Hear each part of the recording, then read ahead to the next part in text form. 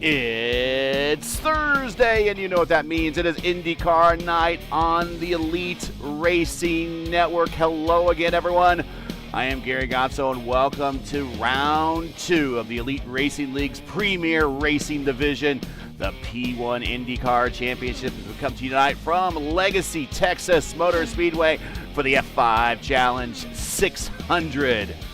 Joining me in the booth, as always, he is the newest citizen of the great country of Canada. Please welcome now Canadian citizen, Luis Gonzalez Nunez. Welcome, Canuck. Oh, I should be. Yeah, I know Canuck is from that way. We are the Leafs over here, or the Blue Jays, or kind of much better. Welcome. Thank you so much for that. Yeah, 10 years, man. 10 years about the achievement. This is a big achievement to me, and it's really a lot of sadness at that time, and now yeah, kind of more easy. And actually, my mom really happy for that. So, anyways, Texas in 120 now degrees on the track. Last week we have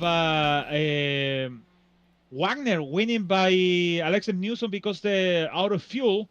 We have one of the short videos in P1 Broadcasting channel, and today is different stuff. So we have this race. We always like it. Everyone like it. The Legacy Texas, and finally with 39 cars today here in ERL. It's gonna be a really exciting race here with Alexis Newsom. Average at 24.535, the pole position so far for her today. So, yeah, really excited. So it's gonna be. I hope for the show, the people keep in mind it's gonna be 248 laps and not just 75 laps we see in the fixed series. Yeah, and Alexis on the pole, back-to-back poles. And remember, last season we had a lot of different pole sitters, so Newsom starting off the season strong with back-to-back poles. Here are your standings coming into today's race. Wagner, Newsom, Forsyth, Fody, Ingrave, Coker, Troiano, Ritter, Alexander, and Gamble. That's really how they finished at Motegi. Here are your rookie standings, and we got mini letters Paul up front, and Daniel Falkingham is second. And Falkingham is much like Juan Montoya when he came to Indianapolis in 2000, a rookie in name only. We did a little background search on him, and he is an NASCAR Coke Series driver. Yes, so he is an absolute ringer. That he's and it's good to have him in the series, but he has got the rookie classification. He is second in the rookie championship. Then it's Alfieri, Bagney, Durazo, Mixer, Paz, and Ruddock in this rookie class. Let's get into today's starting lineup here from Texas Motor Speedway. We have ourselves a big field and not a lot of time. It is Newsom and Fody up front. Frankenfeld and Troiano, Rexine and Falkingham, Wadsworth and Engrave, and Clindy and Hobson, your top 10. Albrecht and Alexander, Bagney and Herrick, Stanley and Forsyth, Wagner and Owens, and Matthew Weeks making his return to the series back in row 10 next to Lawson. Gavel and Blauman, watch that row. Hibbs and Aldrich. Hibbs in the IU car for another week, coming off their national championship on Monday. Hoosiers. Smith and Schold on row 13. Hearn and mini letters back on 14. Casola and Nixon on row 15. Then we got Vandermar Morera, Camargo Durazo. Alfieri Reblis, who is also at the national championship game on the sidelines as a photographer. Greenlee and Ruddock and Coker coming in the 20th row and last position here on the grid.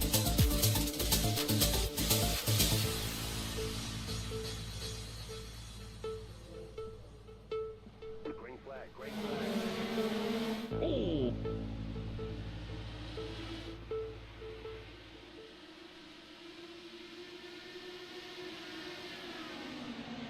Green flag in the air, round two underway. And Troiano's going high. He is falling back.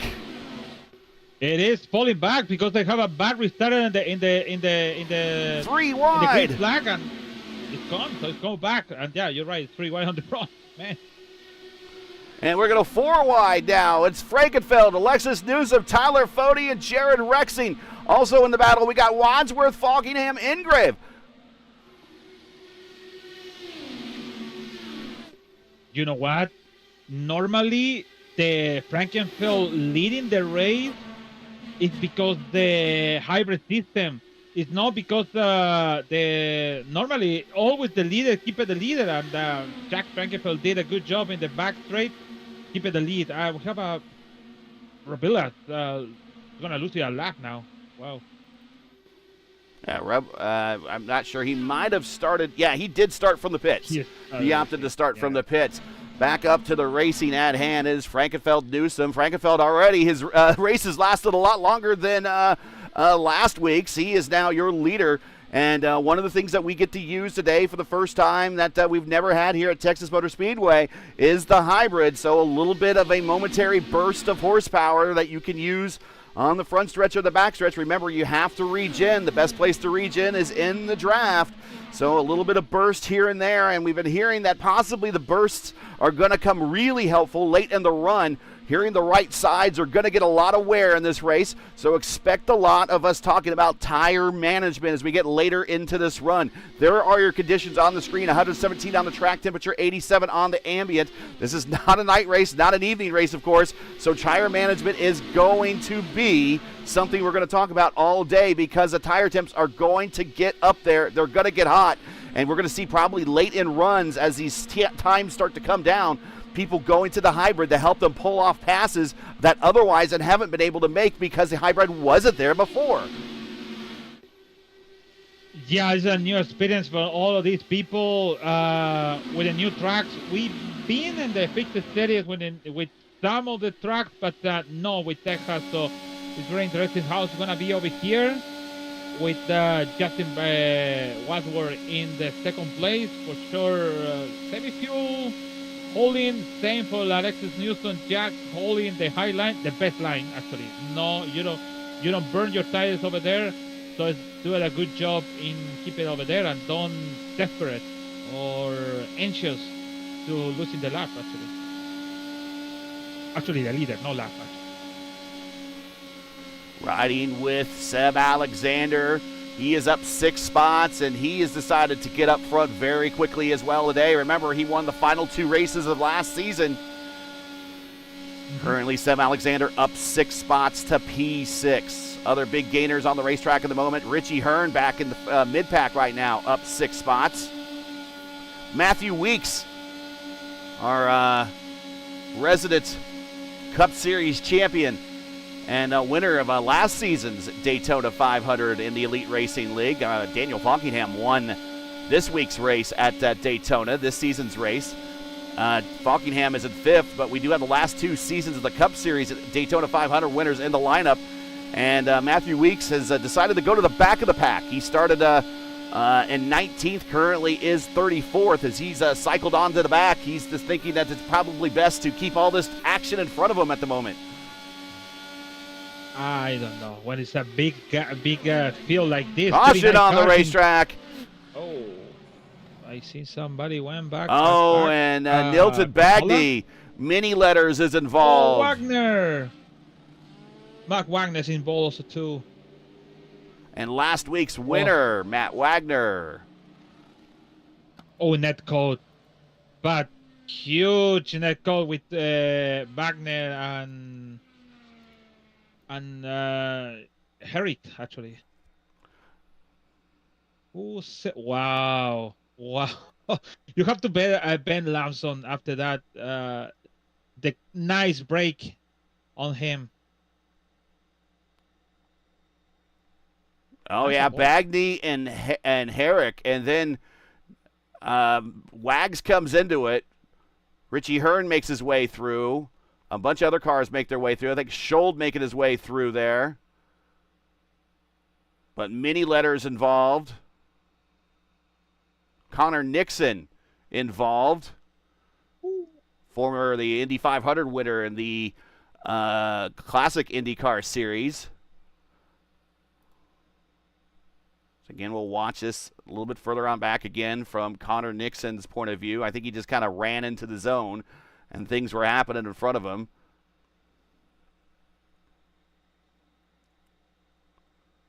Victor Aldrich, I believe, was involved. He's trying to slow down. Yeah, Connor Nixon gets in the back. Aldrich gets into the side of Mikolajczyk. It's a lot of people avoid a lot of things. I've seen the laps on Ryan Gable, a nice avoid on the incident. You know what? It's easy to watch it outside, but you know what? With that still stuff you see in your eyes, it's really difficult to see the incident and make a move. That's one of the things I don't like at this IndyCar about this safe stuff on the front. And you said who to ride with? You said ride with Lawson? Lawson, also Ryan Gable, also too. But Lawson is really nice break. So watch Lawson here as he comes off the corner and everything unfolding right in front of him. There you see two cars contacting off the corner, and here he goes. Whoa, yeah, and then it looks like Wag smacked the wall, but he looks like, Lawson's trying to keep it under control. There goes Blauman to the inside, so everybody just scrambling for open real estate. So we had a whole host of cars come to pit road at lap 12, led by Daniel Falkingham and Alexis Newsom. So they came to pit road. Chad Frankenfeld decides to stay out for the track position. Lights are out on the pace car. While we are in the middle of this break, we got one more lap to go after this. Let's get a quick word in from iRacing, and we'll be right back. Racing isn't easy, but experiencing it is. iRacing puts you in the driver's seat with the industry's leading sim racing game. Drive on laser scan replicas of the greatest racing circuits from around the world. Go head-to-head against other drivers chosen by skill-based matchmaking to ensure competitive racing at every level. Compete across all your favorite series. In officially licensed cars, engineered to deliver the most accurate driving experience possible.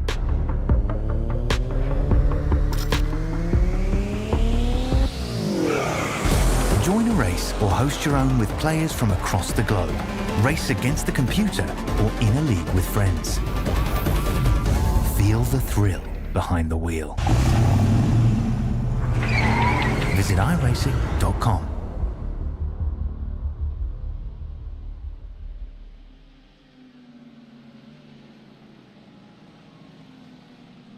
We are back, getting ready to go green next time by. Chad Frankenfeld is your leader. Justin Wadsworth second. Jared Rexing third.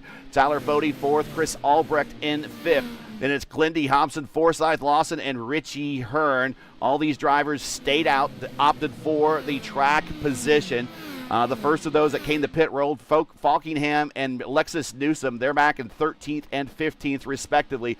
Coming off the corner, getting ready to go green flag racing, coming to lap 15 here of the Elite Racing League's P1 IndyCar Championship Round 2 at Texas for the F5 Challenge 600 green flag, and we are back at it here.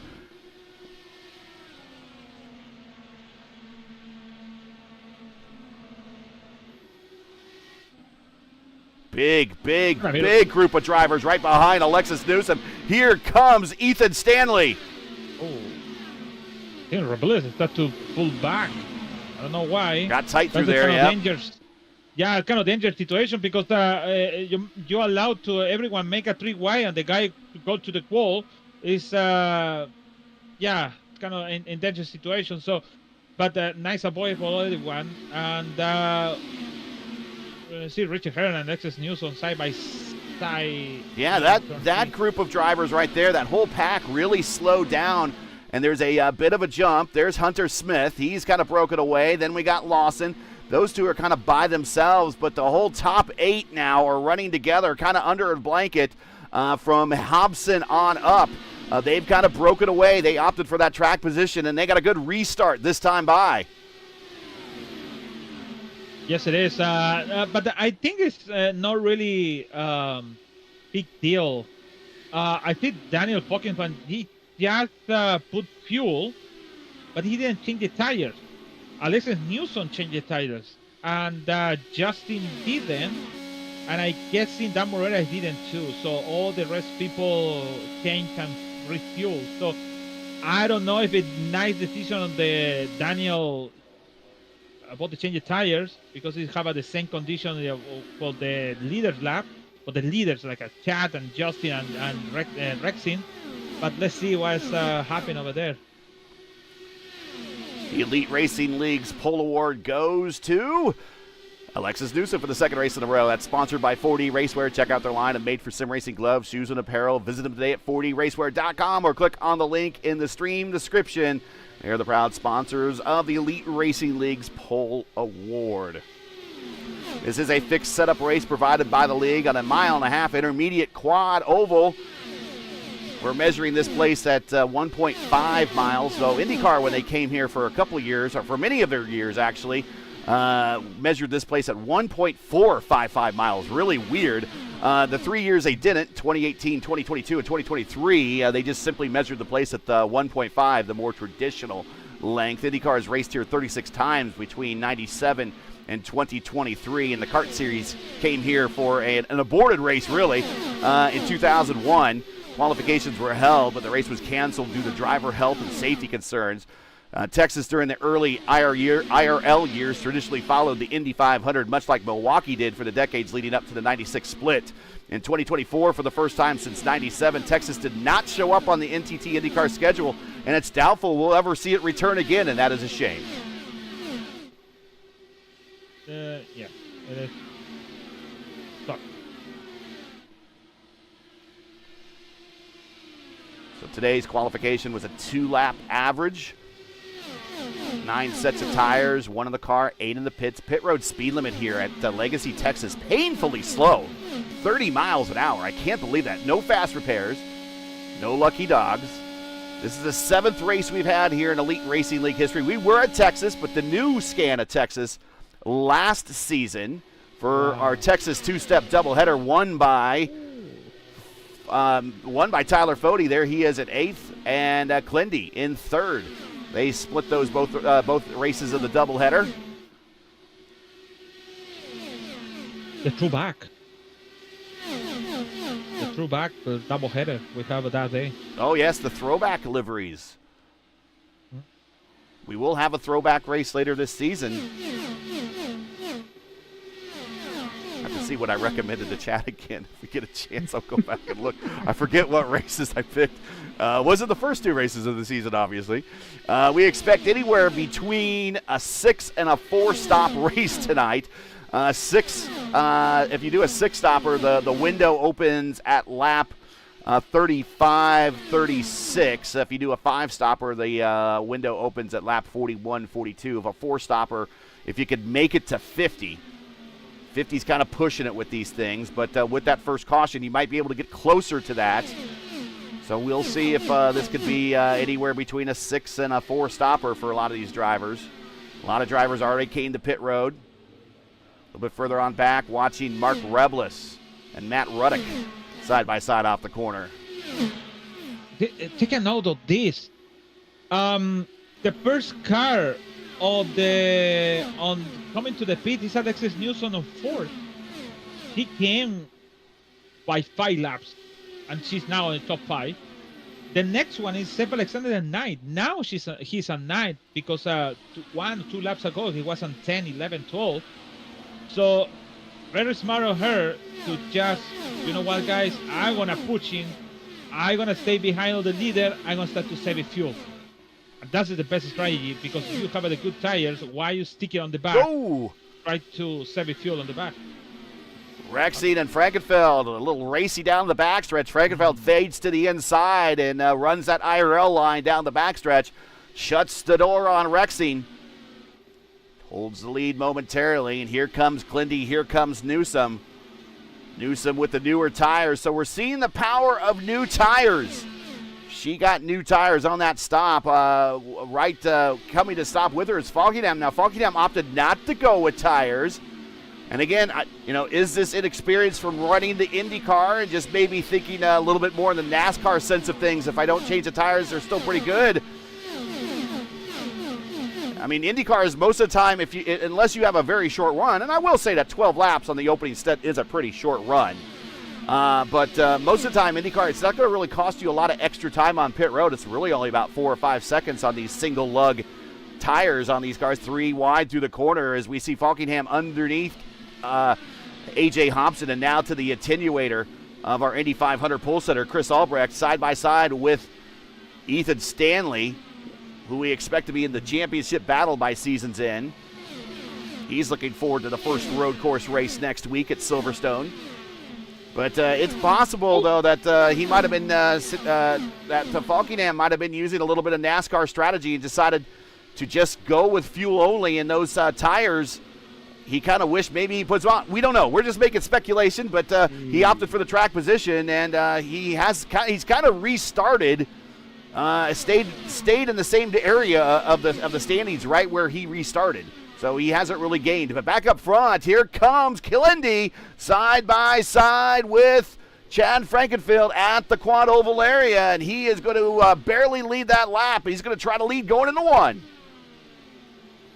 Yeah, it's a good battle on the front. It's like a side-by-side for forever, and maybe nobody take a place. Now Clendy maybe use a hybrid over there, but once again, side-by-side, Chad takes the lead, and this is Texas, so it's going to be always like that until something different happen in between the mistake of taking the apron and stuff. So come back with the Daniel, like you said about maybe about NASCAR and stuff.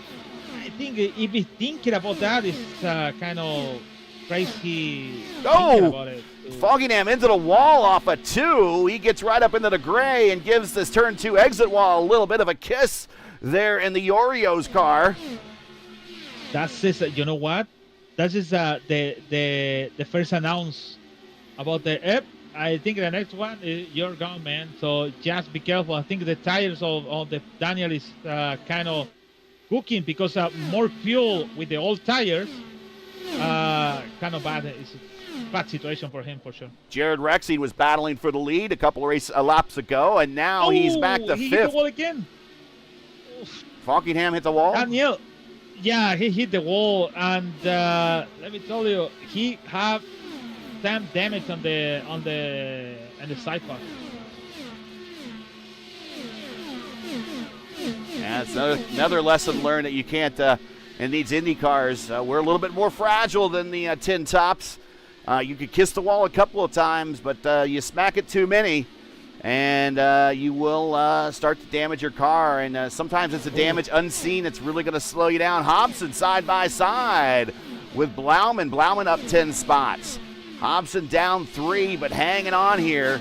Now they're drag racing down the backstretch, and Blauman gets on by Hobson. Move Blauman now up to 12th.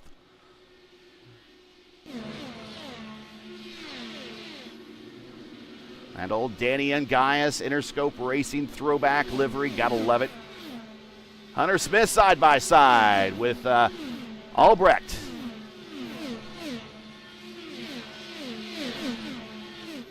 I think, come back with Daniel, I think he needs to just survive. You must survive. Unfortunately for you, unfortunately for Daniel, he must stay long with these tires, and that is a big mistake for him. So he must survive. If you're losing position until 30 something, I just stay over there, man. But the worst that can happen is the car is broken. You don't want to have your car broken because the incident. So you already touched 2 times, and the second one was like a kind of bad for him. Back to the battle up front. We have visited here. This is the 7th running, so we've had 6, 1, 2, 3, 4, 5, 6, yeah, 6 previous 2020A. We were here on the new scan. Frankenfeld actually won that race. He beat out Jared Rexing by a 1/10 of a second over Joe Branch. Then in 2021A was Alex Van de Sant over Victor Del Potro by another 1/10 of a second win. Nick DeGroot finished 3rd. Then in the last race we actually had here at Legacy, Texas, back in 2023, was won by Robert Malechka over Pinero by 2 thousandths of a second. Del Porto finished third, and then 2024A, Jason Brophy over Tyler Fode. One of my very first races that I got a chance to broadcast with the league. He beat Tyler Fode by 6 thousandths of a second. Nick DeGroot finished third again, 35 thousandths of a second back. So it was a 1-2-3, bam, bam, bam. And then in 2025B, we had our doubleheader here. Race 1 was Fode over Seb Alexander by 3 thousandths of a second. Liam O'Sullivan finished third. And then in race 2, Clindy over Craig Forsyth by 43 thousandths of a second. Pinero finished third, 65 thousandths of a second back. So this is one of those racetracks where we kind of expect a photo finish. Could we be in store for another one like we had last week at Motegi? What a finish that was. Do we see another one this week? Clindy falls back a little bit now into the grips of Alexis Newsom. Alexis now taking a shot into one. And I think it's the reason about in the main straight, Clindy came too close. Shot, I don't want to say, let's say that it's blocking. But he didn't realize it's Clendy for inside, and that make the contact with Clendy and losing with Alexis. Actually, he didn't. We have some meatball flags out on the racetrack right now. Falkingham blinks out. Alfieri is riding on the apron right now, trying to make a lap, I think, after that incident. Also with the black meatball flag, it's Casola. Not sure what happened to these two, but Casola's still out there turning laps, and now he has just been DQ'd. Also with the black meatball flag on pit road with an extended pit stop is Jim Herrick. Yeah, so Jim Herrick, Dan Morera penalty.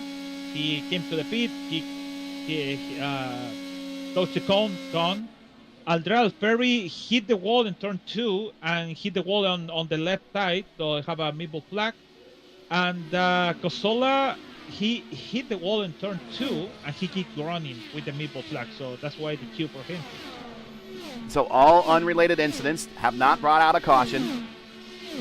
Ben Lawson side by side at the quad oval area with Chris Albrecht. This is the battle for 19th and 20th. Oh, big lift for Lawson. These cars are not behaving now for a lot of these drivers that have not stopped. Oh, but you know what? How is not the yellow? Oh, I think this is the yellow flag. The Jim Herrick. Oh, you're talking about Jim Herrick? Oh, Jim Herrick is still in pit after the first yellow flag. Yeah, after the first yellow flag, yeah. Yes. Well, it looks like Clendy is caught back up to Chad Frankenfeld and has put some distance between himself and Alexis Newsom. Newsom has kind of fallen back. We have lap traffic involved there. That is Dan Morera. Dan currently in 31st, 4 laps down. And I think maybe slowing down Alexis a little bit. I don't know. But Alexis, very savvy, could be using him a little bit for fuel conservation. We'll ride with Alexis right here through 3 and 4. Now, Alexis is sitting in prime position. You talked about, Lewis, she's possibly saving fuel, which she could have really used last week at Motegi, but she's in a really prime position to save fuel because she has 2 drivers in front of her. She smacks the wall coming off the corner. I don't know if that damaged her any, got really close. Just a kiss. But Lewis, she doesn't have to push. She pitted on lap 12, topped off the tank, got new tires, and is now leading that group of cars that came in at lap 12, while the cars in front of her, of Clindy, who's now the leader, and Chad Frankenfeld, they have to stop. So she doesn't have to race them, knowing that those guys have to come to pit road. Yes, it is. So this is the thing. What if they come into the pit and we have a yellow flag because something, they're going to lose 2 laps and she's going to be on the leader and she can come in to the pit and be the leader by 1 lap down all of these guys. So it's a really, really difficult situation. Frankenfeld coming to pit road. Coming to pit road as we come in off of turns 3 and 4. Needs to keep it on the bank, on the apron there, not go back up on the banking. Very slippery.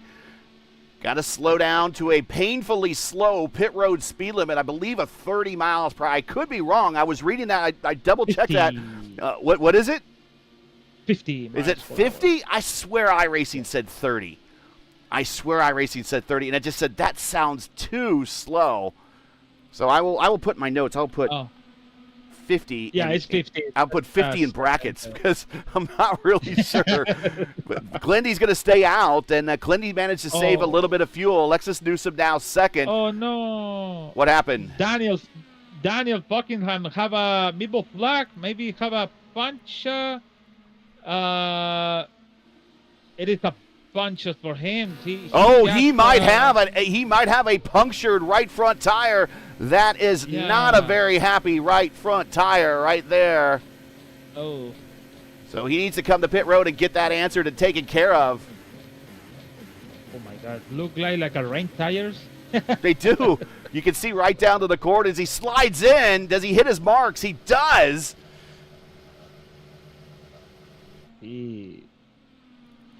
Glendy on the apron now, coming to pit road.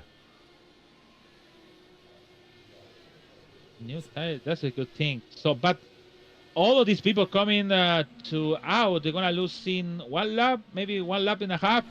Maybe Daniel's gonna lose in more laps. I see Ben Lamson with meatball flag too. Same situation. Tires gone.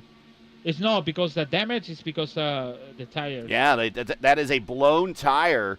So tire management is really going to have. We told you right at the start, tire management is going to play a key. Mm-hmm. And now we're seeing on the long runs that the tire, for instance, let's go back to Falkingham. His last stint was 42 laps when that tire punctured.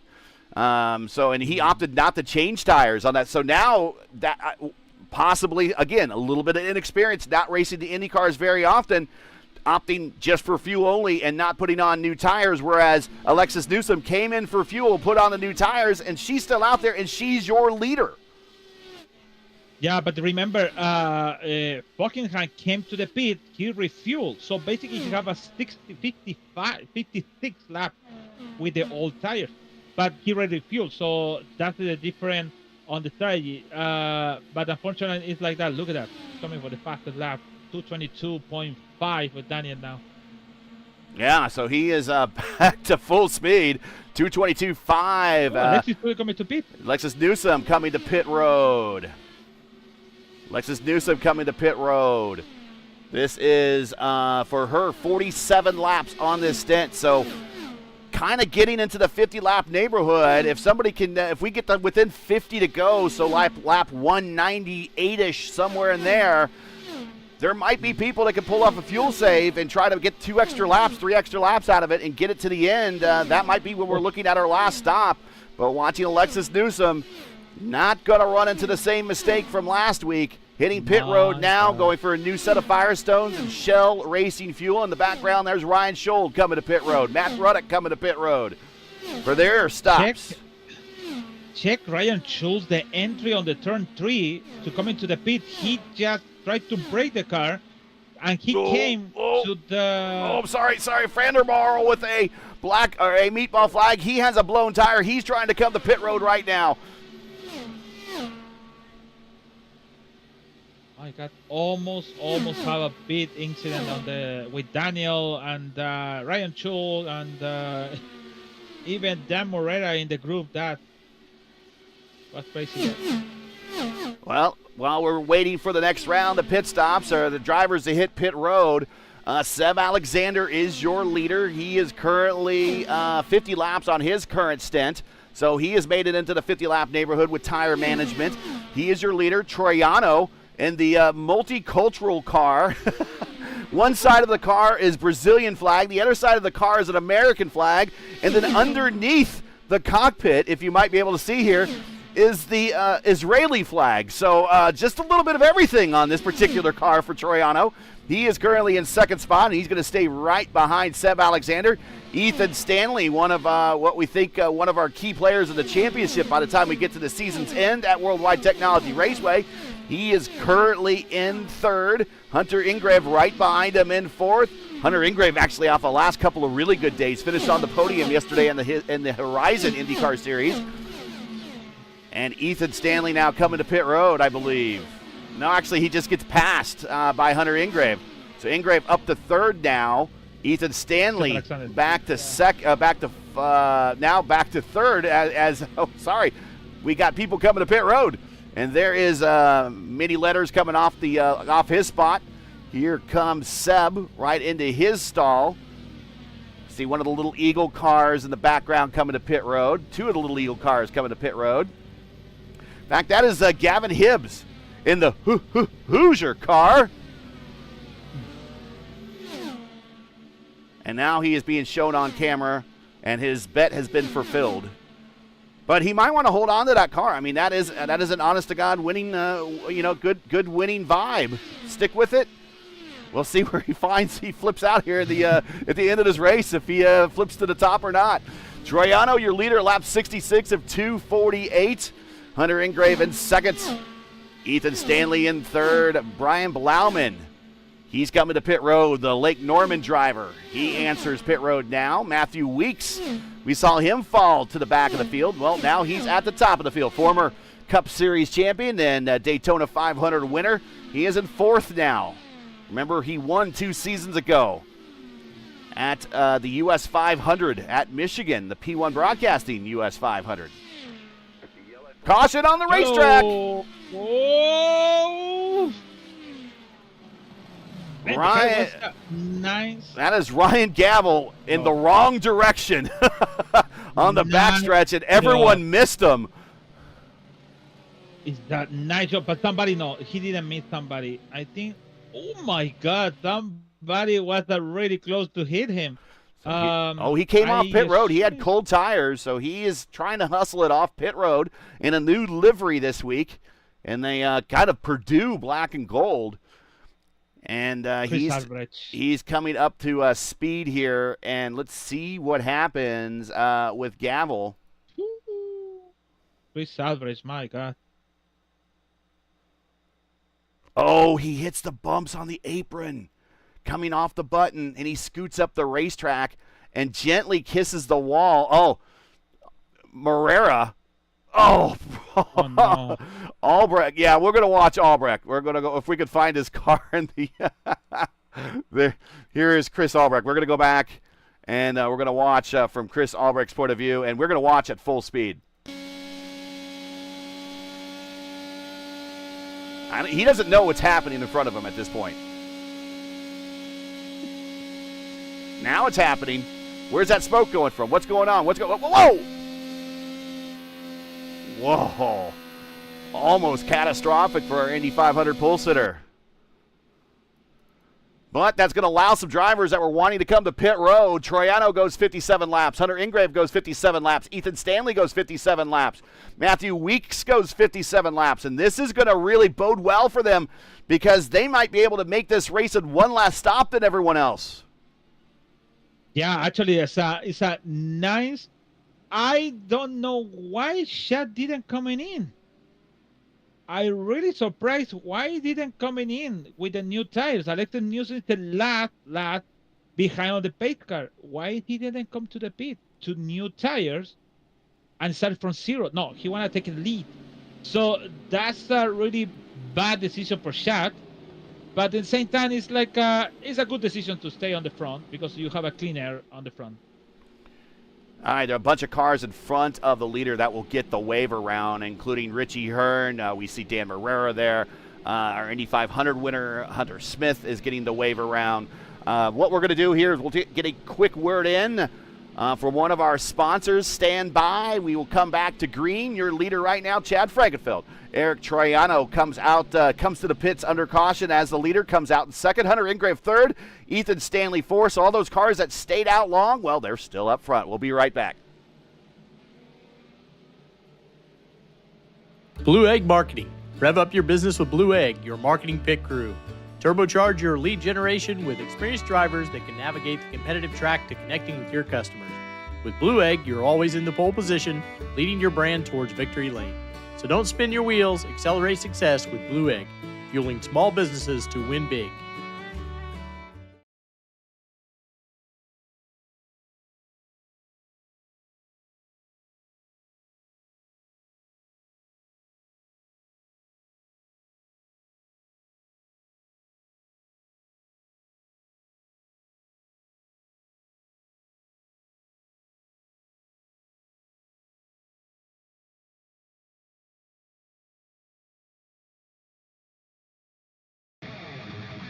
The Lucas Oil School of Racing.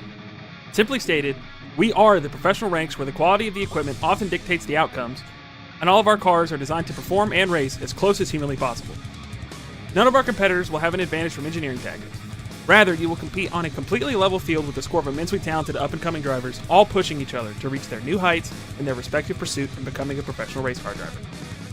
Every year, our top-performing graduates move on to the professional racing ladders of IndyCar, F1,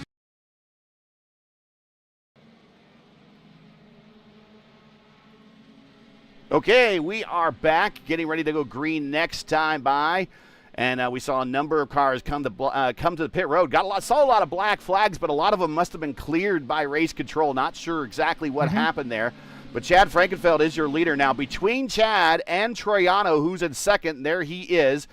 He is this car right here. There is Chad, your leader, right there. But all those cars between the two, they are caught a lap down. Yeah, so about the rules, so the rule is we have one extra green flag, so yellow flag, by leading for the first car. So they allow to all these cars to lap down, to wave around and come into the pit, and they can clean the black flag. So that's a good thing to have it here. All right, that's the explanation of why the black flags were cleared. But between our leader is Owens, Coker, and Alfieri, and Chad Frankenfeld actually has a teammate on his 6 now. Can protect them, play a little weird gunner for the time being. And in fact, Chad might just want to let him go exactly like this and get behind him and draft and save some fuel. Oh, Hunter and Gray touched the grass and almost lose the car. Next to Andrea Alfieri, he is very lap down behind 32. So, my God, no, standing nice control, man. Wow. 3 wide off the corner, Alfieri in the middle, Albrecht down low, Ethan Stanley, and here comes Alexis Newsom down low.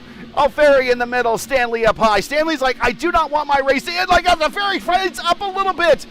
Stanley's still there. He lifts just a little bit. Here comes Mini Letters right behind him. Winks is right behind him. So a lot of people, a little bit of a pucker moment there. Alexis Newsom now getting a big run under Albrecht. Albrecht is unfortunately trapped a lap down. He's in 19th. He did the drift of the Stanley. Troiano, purple lap, a 2:22.6.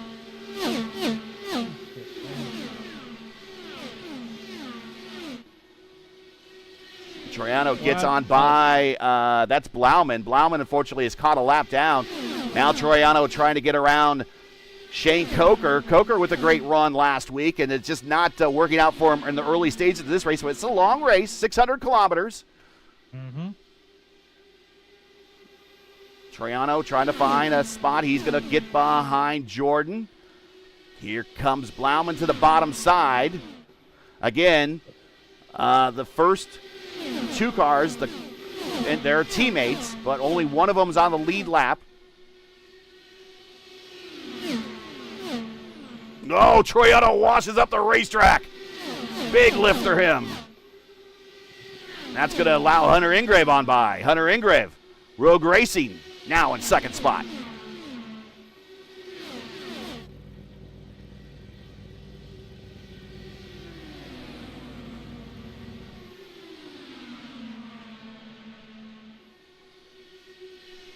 Sandy want to make a 3 wide. Oh my God. Nope. He already have a situation to lose the car and the game over for maybe three times. Wow. Right out to the wall. Right out to the wall. We're riding with Ethan Stanley right now. Hunter Ingrave was second for a little while. Now he's fallen back to fourth. Troiano back to second. Alexis Newsom threading the needle, working her way back up to third. Here comes Ethan Stanley. Riding with him right now, a little bit of a lift, taking the very extreme high line, looking for that grip strip up near the wall. Getting a big run down into the quad oval, double dog legs on the front stretch. Now he rides behind Albrecht in the F5 Challenge car, sponsor of today's race.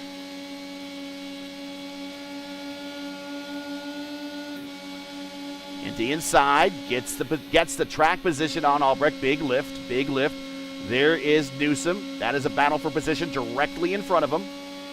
To his upper right. Now here comes Stanley underneath Alexis Newsom going into turns 1 and 2. Down on the bottom, not going to have the momentum down there. Alexis going to hold on, going to have the draft to the high side with Toronto. Going to pull her down the backstretch, going into 3 and 4. One more time, big lift. One more time for Ethan Stanley. So he's managing those tires with a little bit of a lift going into these corners. Big run down the front stretch. Toronto goes to the bottom side. Ethan Stanley gets the draft. Down to the bottom again. A little bit of a lift, staying in 5th gear. Right in front of him was one of his teammates. That's Blauman. Big run on the high side. Alex Newsom gets the position back. She secures it. She slides down to the bottom. Ethan Stanley likes the high side. He goes back up to the top in 3 and 4.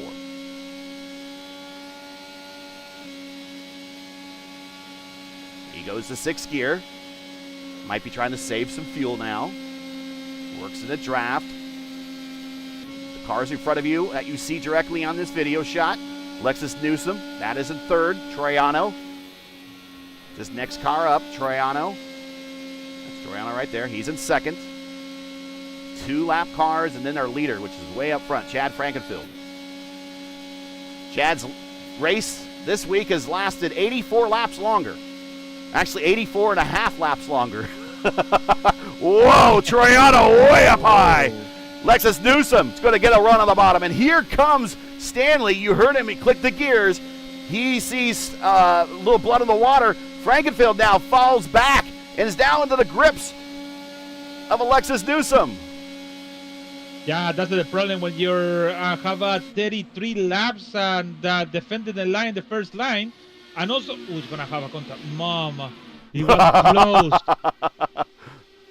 But you know what? They have a Blauman on front. They have a Owens on front. They did a good job to keep the position in front. And Shaq, once again, take the lead. If you're just joining us, this is the Elite Racing Network's coverage of the P1 IndyCar Championship, the 7th running of the F5 Challenge 600, coming to you from Legacy Texas Motor Speedway.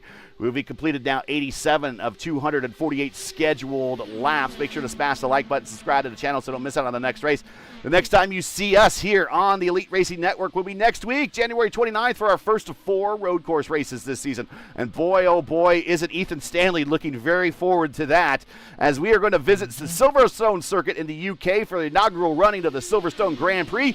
Coverage starts right here at Elite Racing Network at 7:45 p.m. Eastern Time next Thursday night.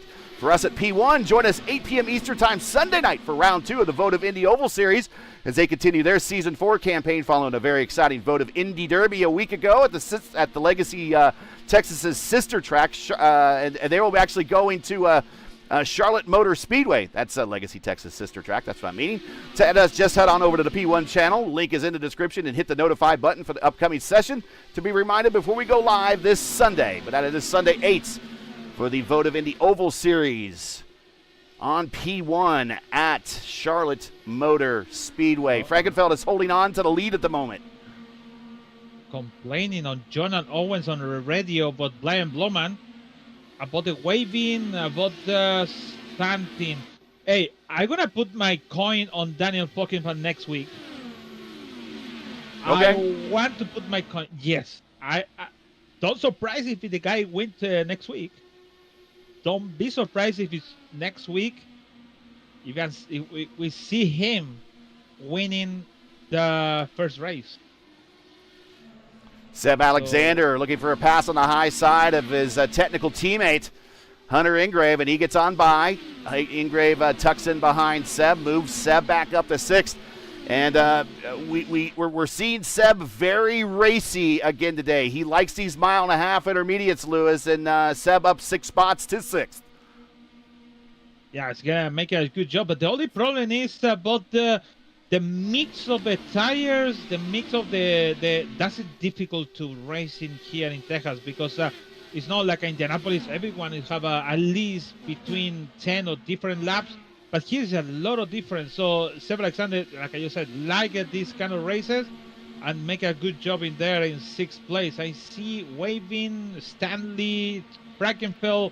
Frankenfeld lost the first position. Now Alexis Newsom the first. And that's almost close to have a contact. And Stanley, I think Chad is gonna go down. Yeah, Chad. down, I mean, there's a big hard. difference. We got the stint lengths up on the screen there. Frankenfeld out 40 laps on this stint, so we expect him to come to pit road very soon to get a full load of fuel. Stanley going high. Frankenfeld forces him high. Stanley's just going to work it up there, get a big run down the backstretch. He will get the position. It's not going to really do Frankenfeld any good. The fight big time. I would just tuck in line and try to get the draft and try to make this run go as long as possible. And he now goes back to third. Ethan Stanley in second.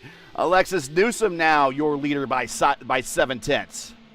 And she's just staying right behind Blauman. I mean, again, it's kind of working right into her hands. Her strategy is just saving fuel, extending the run.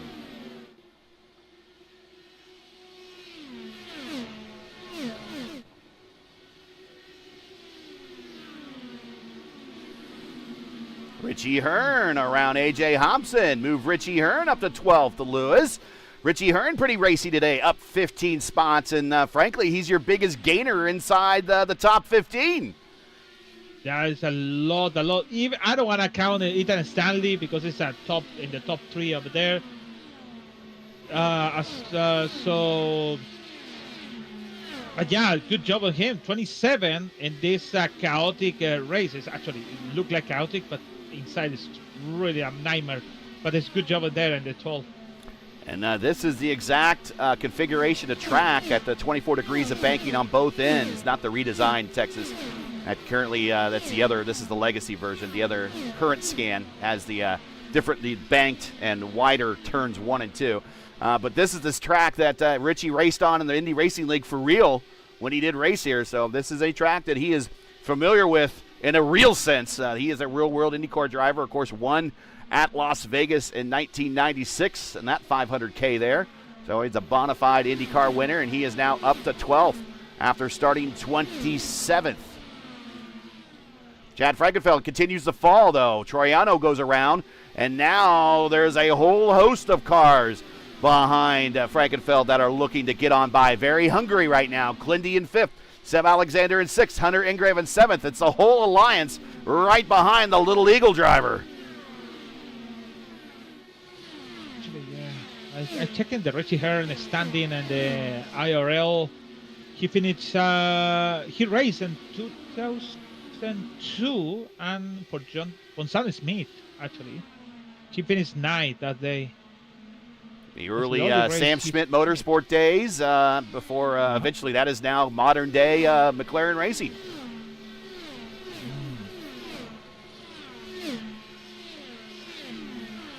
I don't know if you saw that Ed Carpenter will be making his, is it 33rd Indy 500 start? Jeez. Maybe I'm wrong there. I think I'm wrong. That's his. He's going to be number 33 for the Indy 500, but he is going to return to Indianapolis to go for the 500. The multi-time pole sitter there, and owner of Ed Carpenter Racing ECR. IndyCar season getting closer and closer and closer. Frankenfeld side by side now with Klindworth. Speaking of closer and closer and closer, Frankenfeld now 49 laps on this stint. 49. He must to come into the pit. I think he don't have nothing to lose.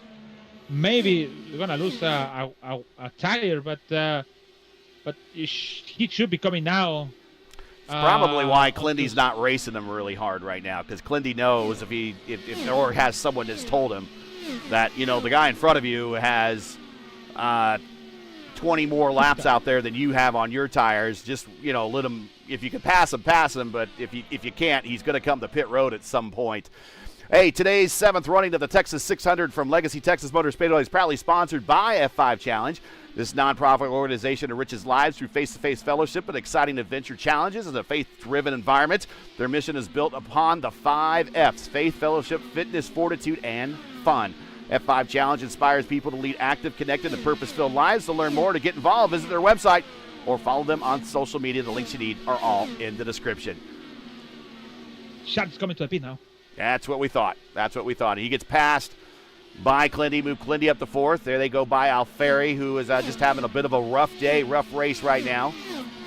And here comes Chad. He's got to come down off the super speedway, or off the intermediate course, off the banking, and now keep the car off, going back up the banking on a very slippery apron, and now slow it down by the time it gets to this next set of cones, and now be on pit road and be looking for his stall, which is all the way at the end. This is going to be his next to last stop, and he's worked his way into a good spot that if he does another 52 laps or so, his next stop is his last one. Actually, he has 2 more stops after this. What am I saying? But, yeah, he gets into the 50, and then he does it gets about the 250. He gets about the 150, 200, and then, yeah, the next. So he has 2 stops to go. That's what I'm trying to say. But a lot of other drivers still have 3 stops to go out there. But your leader now is Alexis Newsom. Ethan Stanley second, Troiano. And again, Stanley and Troiano have, by virtue of very late runs in that last stint, they have worked their way up into the top 5. Clindy is in 4th, Seb Alexander 5th. Hunter Ingrave, another one of those, picked up massive track position by staying out very long in that second stint of his. He's in 6th. Tyler Fody, previous winner here in our twin races last season, our first ever and only ever doubleheader in the Elite Racing League. He is 7th. Justin Wadsworth very quietly is maintained in the top 10 all race long. Started up front today. He is currently in 8th. And Foggingham now working his way up into the top 10 in 9th. Richie Hearn in 10th. Nice. Richie's teammate right behind him, Craig Forsyth. You know what's more nice about the Ethan Stanley with from 15th to 2nd? And he's with 39 laps. He's the all tires. So Alexis Newsom, she should be coming pretty soon. Yeah, soon, she is 50 50 laps on her current stint. And she will turn the lead over to Ethan Stanley, and that'll be a good time for us to talk about Newegg.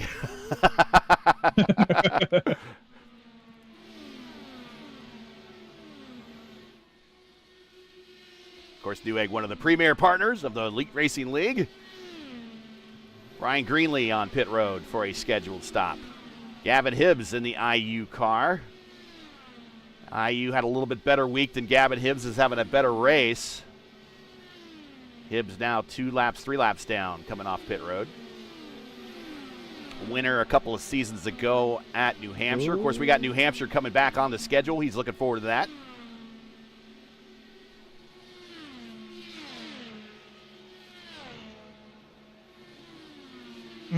You know what? Alexis must to come into the pit.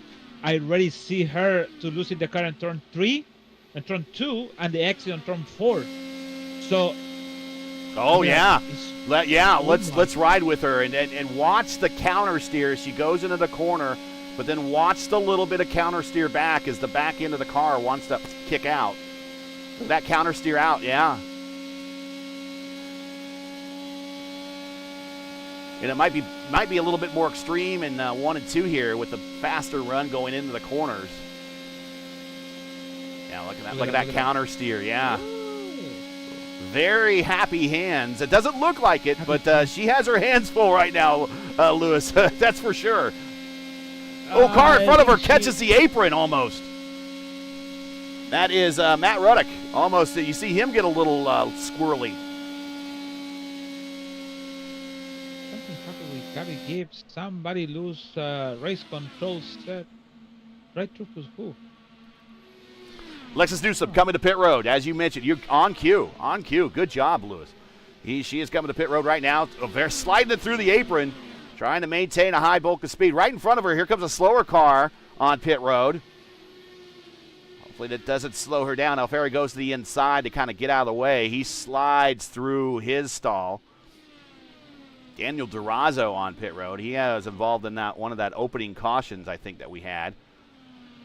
Long night for him as Alexis Newsom coming down pit road to answer the call for fuel. This will get her into the 160s, almost 170s for her next stop. Now the lead goes to Clindy in the Pink Panther, and his technical teammate Seb Alexander in second, Troiano third, another road racing car in fourth, Tyler Fode underneath Gavin Hibbs. No love lost between the Little Eagle and Lake Norman guys, but Hibbs with the fresher tires kind of pulls away, but Fode in fifth. Okay. Camargo have a black flag because they have an incident on in lap 105 with Camargo. So Gibbs came on turn 4. I think Gibbs came a little more fast, and I think Camargo didn't see him on the back. He lost the front wing, but iRacing forgive him. But unfortunately, race control saw the incident and give it Camargo black flag. Well, while we got a period of racing and we're watching the Blue Egg car, let's get a word in from Blue Egg. We'll be right back.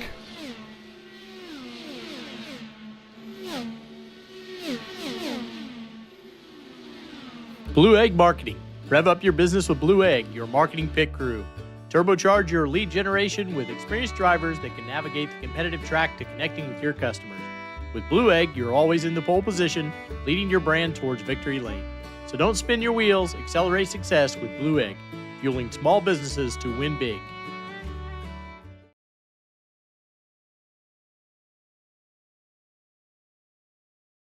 Looking for a heck of a deal? You'll find it at Tom Bolin Ford in Hannibal. Right now, over $4,000 off 2025 Escapes, $2,500 off 2025 Broncos, and over $5,000 off select new 2025 F-150s. And the best part, every one of them comes with a Bolin lifetime powertrain warranty at no extra cost. Big savings, long-term peace of mind, all in one place.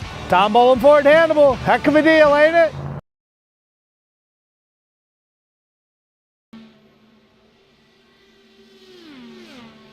And we're back. Clindy, your leader.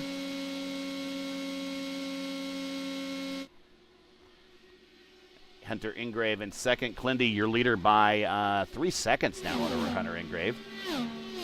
Tyler Fode in third. Troiano fourth. That's their closest battle on the racetrack right now among drivers in the top 5. Wadsworth back to fifth. Matthew Weeks up 13 spots to 6. He went from the back to the mid-pack to the back, now back up to the front.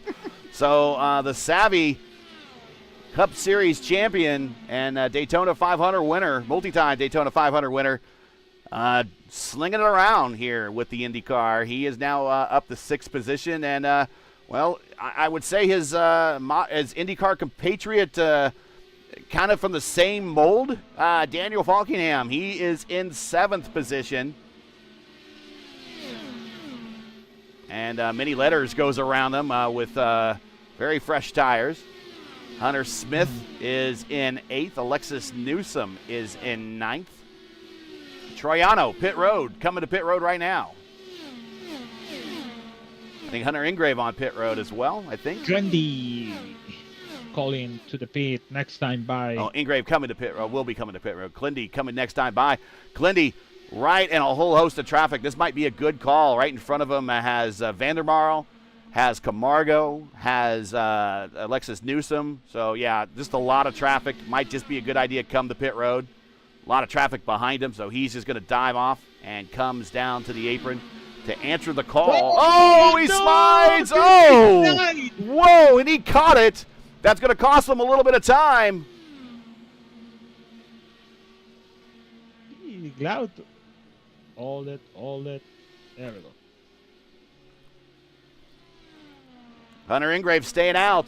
Hunter, another 57-lap run. And here goes underneath him to get back on the lead lap. That is Ethan Stanley.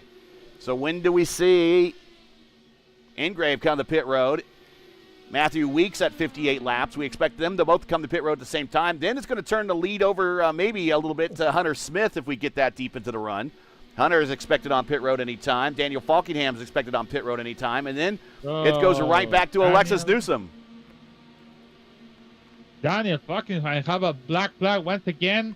No, yeah, he has meatball flag. he has a meatball flag, and it is another blown tire. His right front is gone. He needs to come to pit road and get that answered. There's a car coming to pit road right in front of him. He goes down to the apron, and for the second time this week, this race. Oh no, he's going to slide. He's going to go back up the racetrack, and we're going to go under caution. Oh wow! My God. Come on. It was close, man. And he's going to wisely stay out. He brings out his own caution, though. Well, let me tell you, he's gonna have a black flag because the true yellow flag. So, anyway, We'll watch the replay.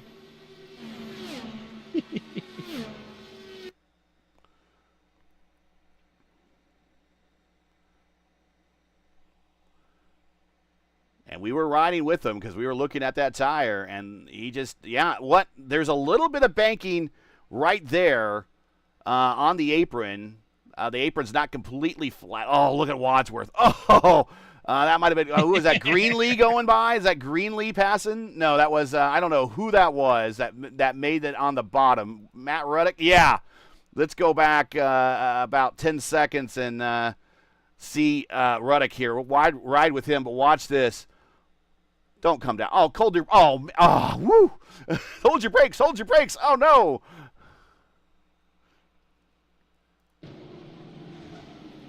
So this is good news for Hunter Ingrave. This is good news for Hunter Ingrave. He's going to come to pit road for his. Well, he might still have to come to pit road one more time after this, but he needed to come to pit road anyways, so he'll answer pit road. Interesting enough. Troiano coming to pit road again. He just was on pit road, so I think he's just going to top off the tank. Yeah, never goes up on the jacks, but goes and tops off the tank. Not a bad move. Not a bad move. Going to lose a lot of track position, but you might be able to gain it back if you catch a lucky yellow with now a full tank. But Alexis Newsom now re-picks up the lead.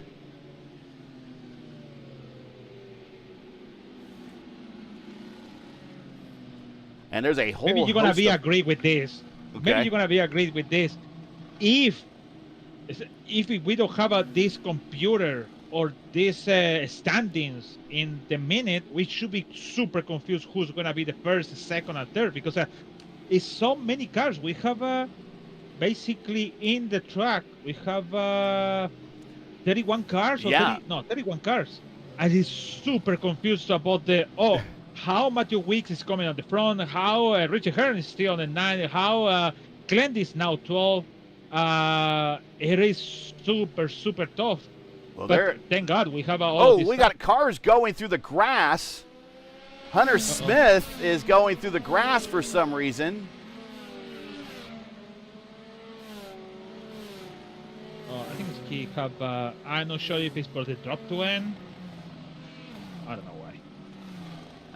Well, I could cool off your tires. That used to be an old trick, but I don't think that really works anymore. Okay, so a whole host of cars are getting the wave around right now. We're gonna go green next time by. What we're gonna do is we'll get a word in from World Wide Technology Raceway, and we'll be right back in time for the green flag.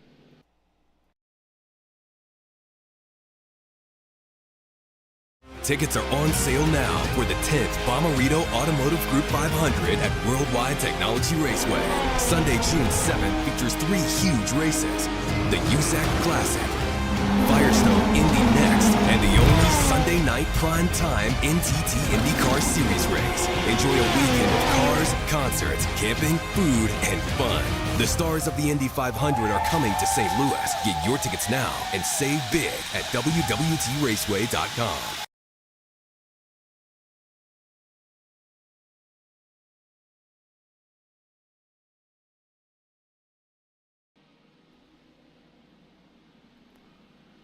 All right, we are back. We're going to go green next time by. It is Alexis Newsom, Hunter Ingrave, Ethan Stanley. And fortunately, Troiano is now, maybe that wasn't a good move to come to pit road. He is now caught a lap down behind the leader. Oh, no. So maybe that wasn't the high IQ play. Maybe he didn't know where the leader was, and he thought maybe he'd just gamble. Ingrave in second, Ethan Stanley in third. Ingrave is that third car back. Ethan Stanley quite a ways behind. Chad Frankenfeld in fourth, Falkingham fifth, Seb Alexander, Matthew Weeks, Tyler Fody, Clindy, and Wadsworth. That is your top 10, but we have a lot of lap traffic in the middle here. A lot of lap traffic. We got Troiano, who's a lap down, Gavel, who's a lap down, Hibbs, who's a lap down. Green flag is out. We're back underway here at lap 134 of 248 for the F5 Challenge Texas 600K.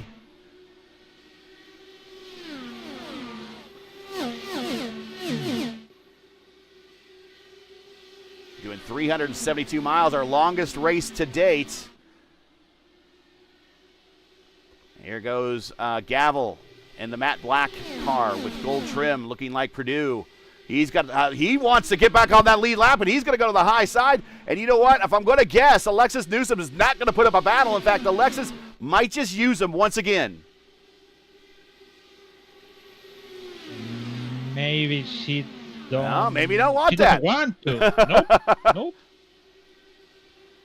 But at the same time, it's kind of like, okay, I lay you down, and you put me back with the draft, your dirty air, or we both go. Oh, Ethan Stanley, big move on the high side. He's going to use the draft to pull himself by. And now here comes Ethan Stanley. He's going to try to look underneath Alexis Newsom. Battle for the lead at the line. I think it's a smart move for her to let pass these two guys.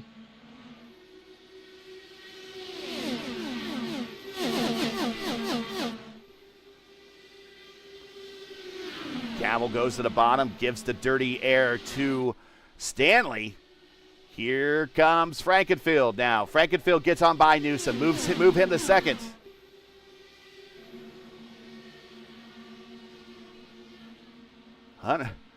Hunter Smith, he goes to the high side, goes three wide with Alexis Newsom. Hunter Ingrave goes down low, gives himself room. He has an associated teammate right behind him, and Seb probably said, hey man, they're getting ready to go three wide on you. Give him some room, and he did. Hunter Smith wants to get back on the lead lap. Troiano wants to get back on the lead lap. So the two cars behind the leader, the light blue car, that is Troiano, and the flag car, and Hunter Smith. Hunter Smith is going to go on the high side, way up top in 3 and 4 over Ethan Stanley. He's going to have a run, but there's going to be a bit of a funnel coming off of 4. Whoa, you run out of room really quick up there, Lewis. Really quick. Yeah, the wall is getting close to you. You don't even realize it's like, I have a space. But nope, the wall is close, and they make you this problem about if you hit one, you're going to hit 3 wide. Oh my God, 4 wide on the back. I see him. Uh-oh. Hunter Smith really wants back on that lead lap, and he got there. Now Frankenfield is now your leader. Frankenfield's going to let Hunter Smith go. That will put Hunter Smith at the tail end of the lead lap. Top 14 on the lead lap right now. Hunter Smith goes to the bottom. Gavel, unfortunately, he is 2 laps down. So he needs to get another 2 more laps back, come out somehow find 3 miles to get back on the lead lap. Side by side, Stanley down low, getting the position over Frankenfield. Frankenfield stays high.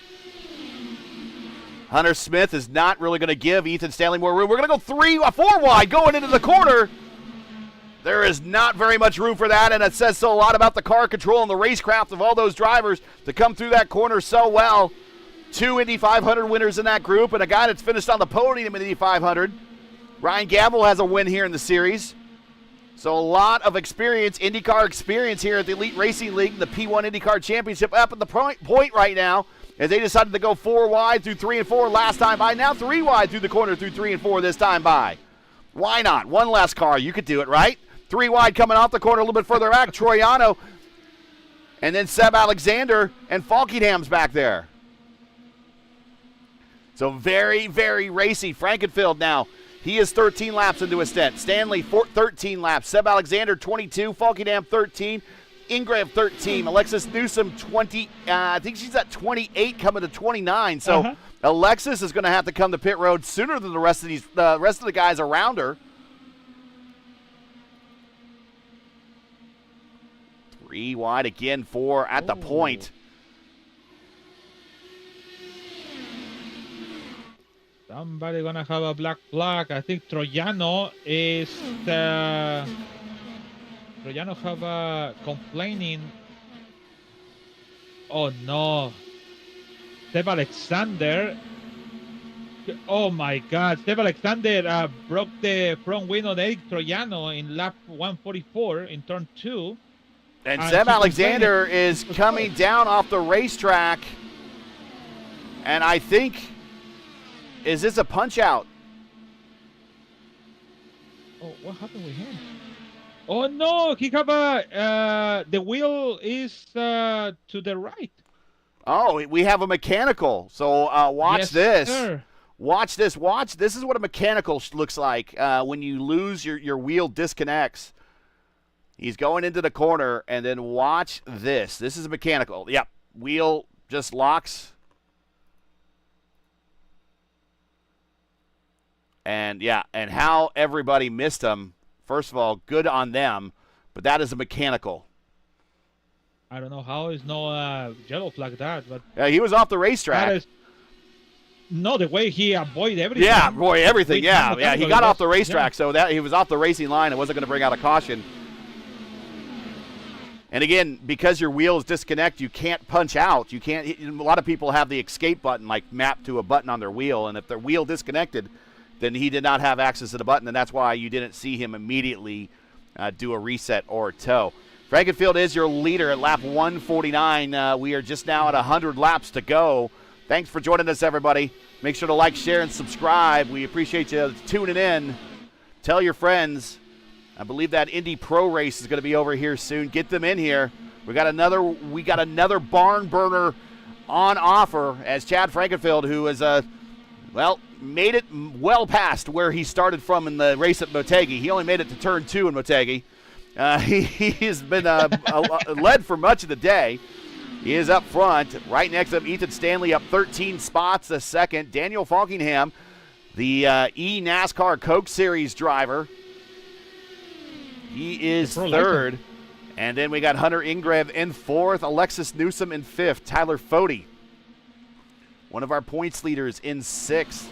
Justin Wadsworth 7th. Clindy in 8th. Richie Hearn in 9th. And A.J. Hobson in 10th. And remember the points coming into the race. Matty Wags was the winner at Motegi.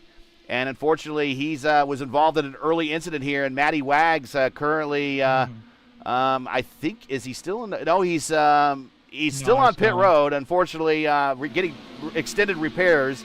He's 103 laps down in 33rd spot.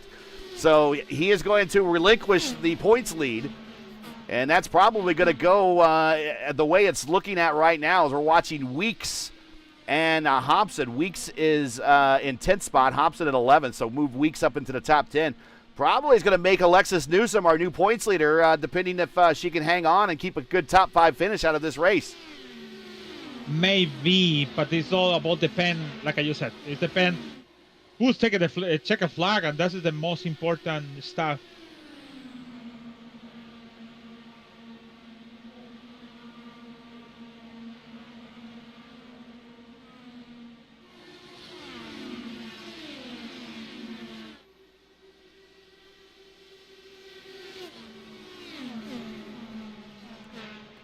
Car down on the apron coming to pit road.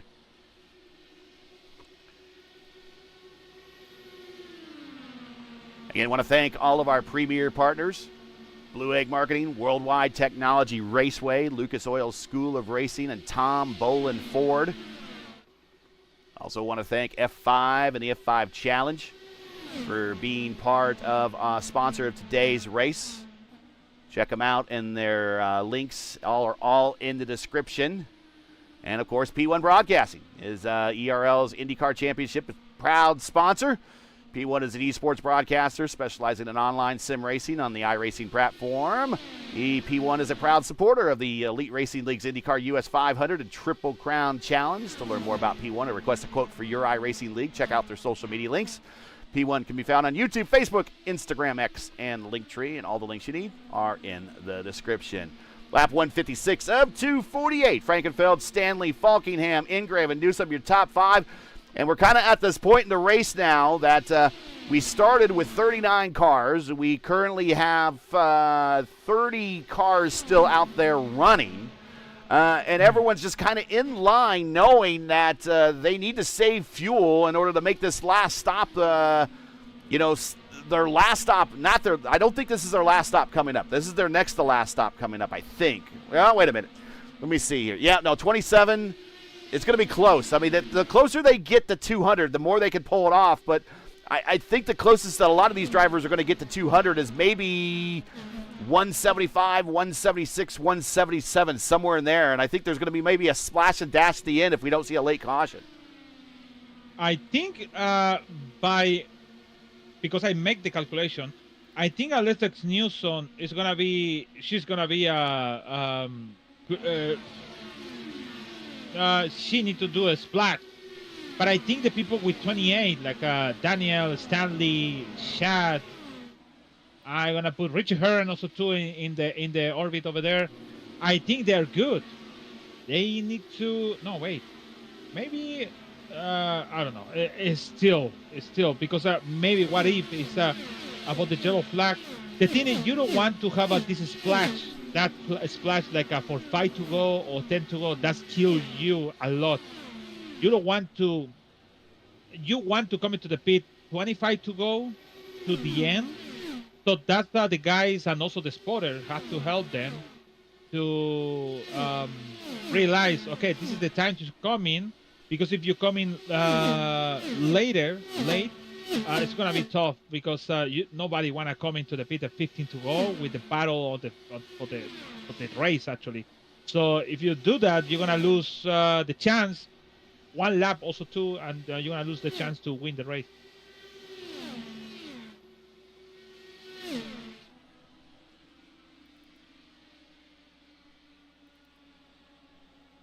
Yeah, we were very much at that point in the race where we're just kind of making laps because it's not going to do you any good to do full burn, and you're just really just trying to save fuel and get to that next pit stop.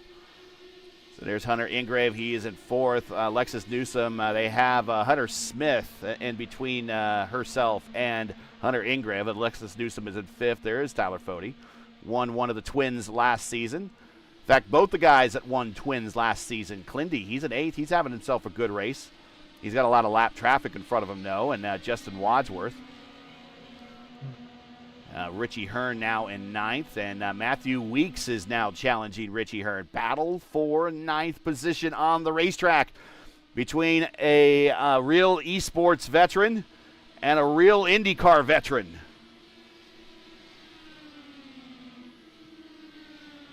Yeah, Richie Hearn over there, very good job actually with 18 spot from 27.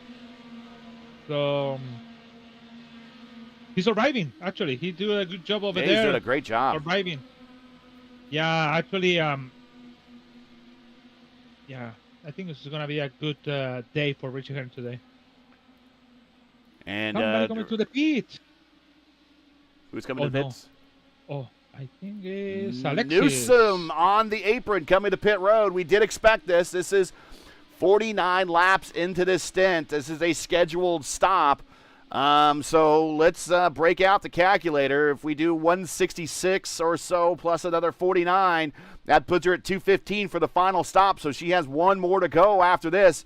Brian Blauman, something happened to him. He just blinked out. Now he's back. Uh-oh. Oh, no. He blinked out again. Oh, no. And he's not coming back. No, it's about Alexis.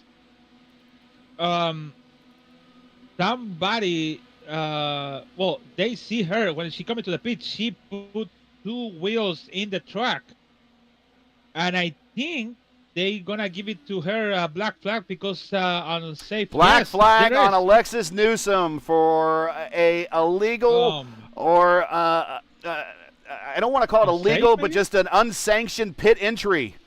So she will have to do a drive-through for, and you know what? It's my fault. I jinxed her. I just said that she could be our points leader at the end of this with a good finish, and that is going to hurt her finish today, as she's going to have to do a drive-through penalty to answer the call for the stewards. But on pit road right now, Ethan Stanley, his scheduled stop at 169. He did 37 on this stint. So he is still going to have to do another stop after this.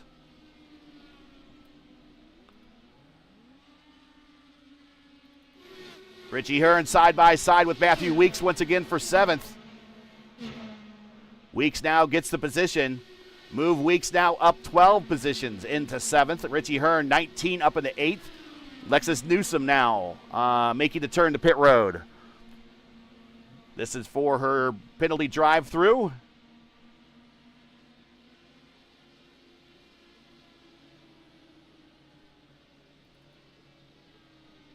And Chad Frankenfield is going to put her a lap down. Frankenfield, 40 laps into his run. Hunter Ingrave, same thing. Falkingham, same thing.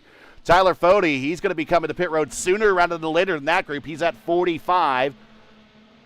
Then Justin Wadsworth, then Clindy, Matthew Weeks, Richie Hearn, Hobson. They're all at right around 40-ish laps, within plus or negative 5 of each other. Again, we'll show you intervals, pit times, or stint times here. There you go. So Hearn at 39, Hobson 39, Forsyth at 39. Frankenfield, Ingrave, Falkingham all in the same strategy. Fody, like I said, going to have to answer sooner rather than later. Wadsworth, Clindy in the same neighborhood as Fody.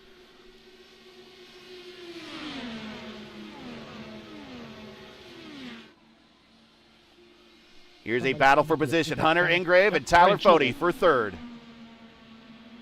Ryan Schultz coming to the pit, but it's 2 laps down now, so just for Scheduled the stop record. for Ryan Schultz, having a bit of a rough day, but his bet is fulfilled now with Gavin Hibbs in the IU car. Of course, I don't want to say that it's been a bad week for Ryan Schultz. He was down in Miami for the Hoosiers win, so he's got to see a once in a lifetime event.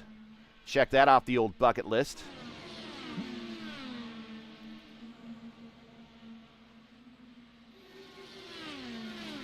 So tell me, Lewis, now we're watching these cars.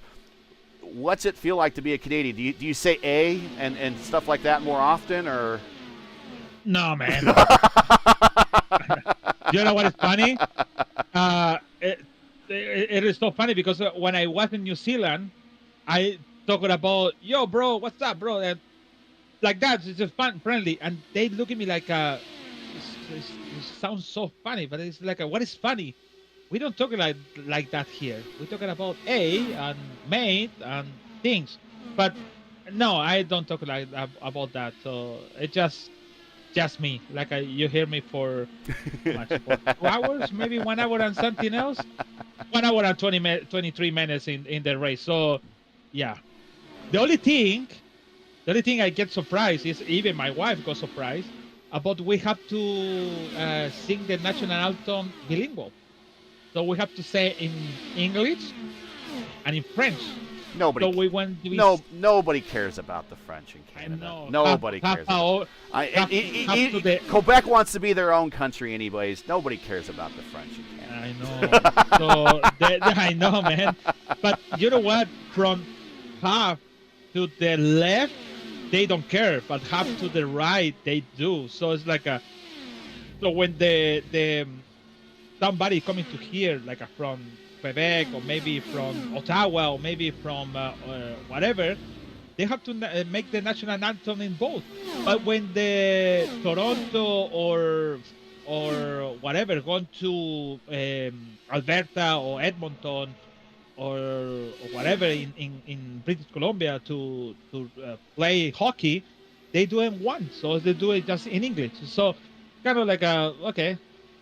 It is what it is. So when he said, I swear I will whatever, about the king. Actually, they told me you have to swear. That's right. The king of the king of England is your king.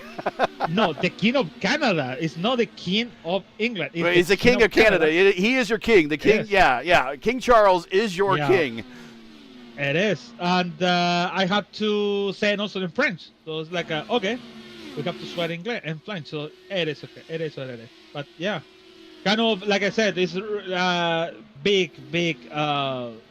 journey from what if to my visa is gonna be gone in 3 months. So it's like it's a worse sensation. It's a worse feeling when you're couple weeks and couple months on half a way to go, like a half a year to go, your visas have to expire. You just leader coming to pit road, by the way. Speaking of his stint has expired. He is coming to pit road for this is going to be not his final stop, by the way. He's going to have a splash at the end. He went 50 laps on this stint, and he's bringing it in now. He's at lap 181.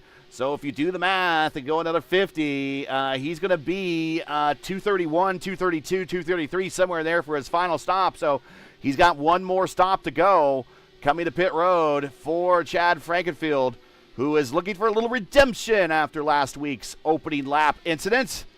Looking good today. A.J. Hobson coming off pit road right now. Talking to Luis Gonzalez Nunez, becoming the newest citizen of Canada. Finally. So do you have developed a taste for poutine and Molson and maple syrup and all that stuff? It is really disgusting. It is super disgusting. But if you want to eat something big or something like disgusting and like you're drunk and whatever is the first. Well, that's a lot of people in Canada sometimes. Yeah, it is. I love the Canadians. It's not really the best one. Of course, Craig Forsyth's in 7th. He's a Canadian. We don't want to make too fun of him. It's my what do you say? My compat.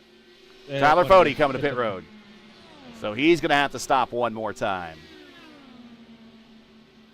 Ooh, so talking about the race, you said about everyone have to come into the pit soon. But how soon it's gonna be? They should be cut in half the stint. For example, I ride with Chad. It's 64 to go. It could be cut a stint in 2 to do 32 and 32 to the end. So yeah, it's kind of like thinking about it. There you go. You see 63 to go right there. So we're watching Falkingham and Hunter Ingrave. These are the next two we believe that come to pit road. Clindy, actually it might be Clindy. Clindy's done an incredible 59 laps. He's getting ready to clip 60 right now on this stint. So he has saved a remarkable amount of fuel and managed to get himself into the top 5. So when will he come to pit road? Matthew Weeks, he's done 57 laps. Forsyth 54, your fellow countryman now. Hibbs going in down to the pits down the backstretch. So we expect Falkingham and Hunter Ingrave any time now for their next to last stop. We don't, but Clindy though, Clindy might make this his last stop.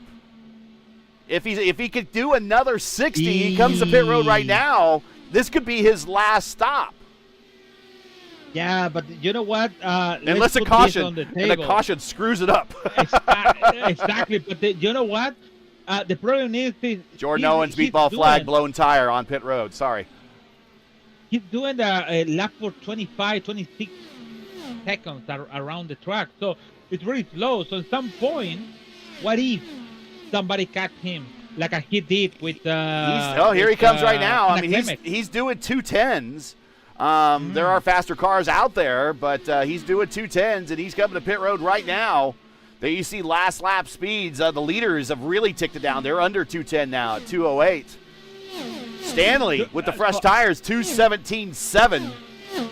Wow. So I put on the table the race we have in Miami and the Fixed Series a couple weeks ago when Clendy catch her in the line because the tires of her. So what if somebody catch him? Anna Klimek. We're talking about Anna Klimek, yeah. Yes, with Anna Klimek on there. So, but let's see. You know what? It's still a long race. We have Glindy's tires were well worn. Here comes your leader to pit road for his stop, and he is entering pit road right now. He does not want those tires to combust like they have twice already on him this race. He will come to pit road, and frankly, this might be his last stop. He did 60 laps on this stint. We have 57 to go, so this might be his last stop. So he's doing the old flipping the gears trick on pit road, trying to get an extra mile per hour out of the limiter. Peter. Well, everyone do that stuff. We used to do it. Not anymore, actually. Hunter Ingrave now, and the longer Hunter goes, the more that this is going to be his final stop. Ethan Stanley and Daniel Foggenham is on pit road, so he's getting ready to reset his stint length back to 0. Hunter Ingrave, 62 laps. Here comes Hunter Ingrave. This could be his final stop. The guy who finished on the podium in the Horizon IndyCar Series at Iowa last night, having a good week. Had finished in the top 10 last week here in the Elite Racing League at Motegi for the IndyCar Championship opener.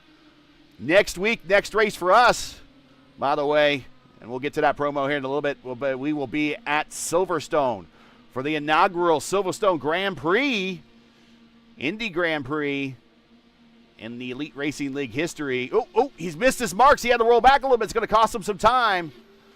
Ethan Stanley now picks up the lead. Chad Frankenfeld will get you intervals now. Chad Frankenfeld is 6 seconds behind Stanley.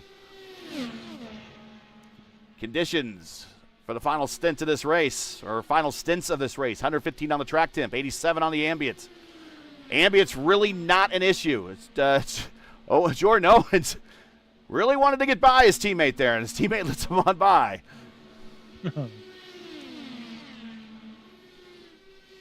Here is the schedule coming up. Next is Silverstone, then New Hampshire, Richmond, and Long Beach. Back to back to start the season. Talk about a murderer's row of different types of races, racetrack styles, everything. Very tough opening start of the season here in the Elite Racing League and their P1 IndyCar Championship. So we are waiting for final stops now. Ethan Stanley is getting in the neighborhood. You talked about it, making right around maybe 32 laps or so, and coming in and getting that final stop done.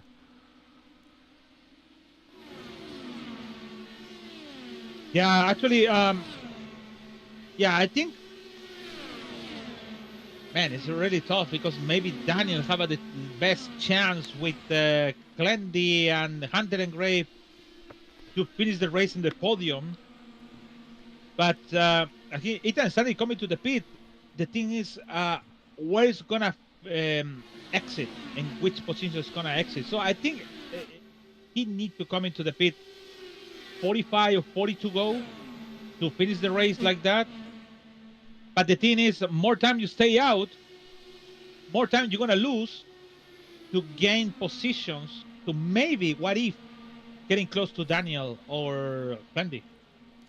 Hey, once again, if you're just joining us, you're watching Elite Racing Network's coverage of Round 2 of 12 of the Elite Racing League's P1 IndyCar Championship in the 7th running of the F5 Challenge 600, coming to you from Legacy Texas Motor Speedway, where currently Ethan Stanley is your leader with 50 laps to go. Make sure to smash that like button, subscribe to the channel so don't miss out on the next race. The next time you see us here on the Elite Racing Network will be next week, January 29th, for our first 4 road course races this season as we visit Silverstone Circuit in the UK for the inaugural running car back on the backstretch, and that is Matthew Weeks. No yellow. No yellow, but that is day done for Matthew Weeks, his left front, and I'm wondering if he was just coming to pit road. We're going to rewind a little bit and see what happened. Did he just get loose off the corner? Was he coming to pit road and just go to the inside wall? No, he gets up on the wall. He gets stuck in it, turns himself out of it, and then it's too much counter steer, and he goes to the inside wall. So that is going to be day done for our two-time, multi-time Daytona 500 champion and multi-time Cup Series champion here. Bring it over to IndyCar. So Ethan Stanley now still the leader, and right behind him is Falkingham, who was 1 lap down, and he will get back on the lead lap. So coverage for next week for the inaugural running of the Silverstone Grand Prix starts 7:45 p.m. Eastern Time. Hey, if you need more IndyCar oval racing injected into your soul, because tonight has been a really good night, but we got a week full of it, a P1 of IndyCar oval racing, you want to check out Tuesday night, our open wheel racing quadruple header. You heard me right. 4 races will be on P1 Tuesday night, starting with our Indy Oval Series 250-mile-per-hour meme race doubleheader at Talladega Super Speedway. That's right, Indy cars at Talladega next Tuesday, followed by the Indy Next Series in progress. They will be in progress at IRP Lucas Oil Raceway, and we will conclude at 9:30 p.m. with a race number 4 of the night with round 3 of the 20th season of the Area 51 IndyCar Series at Atlanta. Don't miss the fastest night on iRacing all year long. Tune in and catch the action starting at 7:15 p.m. Eastern Time Tuesday night on the P1 Broadcasting Channel. Link is in the description. That's a lot of race in one day. Hey, about the Matthew Weeks, I think he clicked the wall. The wall make this glue for the car. Yep. He tried to release it, and the car have the tires actually is too worn. When you make a violent or maybe a big move to the left, hit the wall by itself. So nothing over there. So that's why it happened. That stuff. So Ethan Stanley needs to pit. Chad Frankenfield needs to pit. Tyler Fode needs to pit. Richie Hearn did 51 laps on his last stint. Is at 23 now. He's going to have to pit. Wadsworth is going to have to pit. Falkingham he might be done. Okay. He doesn't have to. Actually, Wadsworth is really close. But Falkingham does not have to. Newsom is going to get back on the lead lap when Stanley comes to pit road. But she's going to have to probably stop again. So Clindy and Ingrave in 8th and 9th, they are done. And the reason why they're not racing and they're just staying in line, we're watching them right now, is they need to make this last stint go the 60 laps they did the stint before. If they could do it, they're going to cycle nearly to the front of the pack. Yeah, it's a lot of questions. So it's about that we already have a 2 chance to have actually only 1 chance now. They have a yellow flag. So it could be everything happen in one yellow. So it's a mystery about what is going to happen in 20 more laps to go. So 20 more laps. So it is really interesting about all of this. But now, I think, like I just said, Daniel, Clendy, Engrave, they have the chance to be on front. But it's about what if. Yeah, if we get a caution, that changes everything. And it's certainly with green flag pit stops going to take over here again, that's your likelihood of a caution happening. And we saw it happen with Falkingham. So with our last caution. So right now watching Falkingham, he knows that he needs to make this run last. He's going to stick with Alexis Newsom. This is a battle for position. This is 6th, 7th, 8th, and 9th, right all in your screen right here. Newsom in 6th, Falkingham 7th, Clindy in 8th, and Hunter Ingrave in 9th. And just out of the picture is A.J. Hobson. He has crept his way into the top 10.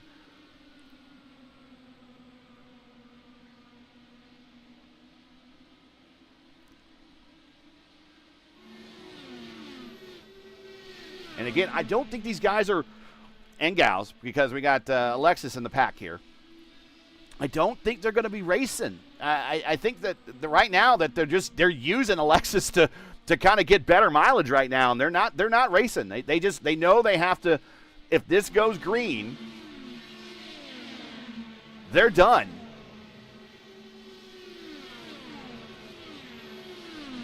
Now remember, if we do get a late caution, all these guys can come to pit road if they get back on the lead lap. Of course, if we do get a caution, they're probably going to trap a lap down. But if they do come to pit road, they do have extra tires they can use. They could put on an extra set of tires. We did start the race with more tires than we did stops. 8 sets of tires in the pits. Here comes Alexis Newsom. Pit road final time. Yeah. Oh, Ethan Stanley. He's on the apron. He's coming to pit road for his final stop. Justin Vandermeer on pit road for his final stop. So Stanley coming to pit road. Unfortunately, this is going to trap Alexis Newsom a lap down because Stanley is your leader. Now the lead is getting handoff to Frankenfield. Frankenfield 33 laps into his stint. You cannot go another 34. So I'm wondering, Lewis, what do you think? Do you pit now and go and or hope for a caution late in the race that all of a sudden turns us into maybe he can do another 30 and get closer to that 60 number? I think he's too far into the run to do that. Yeah, it is tough. Like I said, so what if you stay long and you have to coming in 10 to go? You lose all the chance. But what if you stay and you gamble to stay, you have this yellow and you can finish the race up front. So that's what Chad want to. So that's what I think Chad want to. Remember last season, Chad had the worst, I think it's one of the worst maybe. Since he won the Indy 500, then he started going down after season the season he won the Indy 500. So I think he want to finally win one race because he got 2 pole. The last season he got the pole position and then he finished the race. He didn't finish the race by incident. So it could be what if for Chad. So I think for Chad is just gamble, stay on front. But you know what? For me, caution! Caution on the racetrack. I don't know where it is. Chris Albrecht. I don't know where it is. Dan Morera. And the turn 2 hit the wall and boom. That's the yellow Chad won to. That is the yellow he did want. We will watch what happened to Dan Morera. He was about 50 laps into his stint, so he was due to come to actually 34 laps into his stint, I believe. So he was due to come to pit road anyways to get to the end. And this is going to set up a sprint to the end here. We'll see what happened to Dan Morera, and then we're going to go cut away for some final messages from our sponsors. Yeah, he just goes up into the wall. Does very similar to what Weeks did a little bit. He goes to the inside, smacks the wall. And that is day done for the 4D Raceway driver, Alfieri. Oh, my goodness. He had to split the stream there. And fortunately, we are under caution.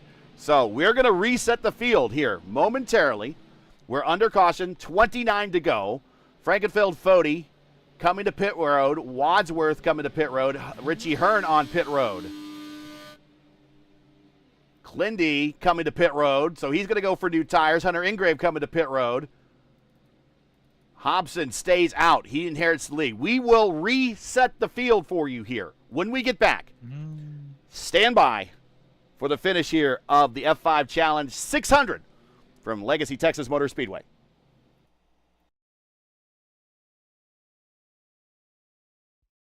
Racing isn't easy, but experiencing it is. iRacing puts you in the driver's seat with the industry's leading sim racing game. Drive on laser scan replicas of the greatest racing circuits from around the world. Go head to head against other drivers chosen by skill-based matchmaking to ensure competitive racing at every level. Compete across all your favorite series. In officially licensed cars, engineered to deliver the most accurate driving experience possible.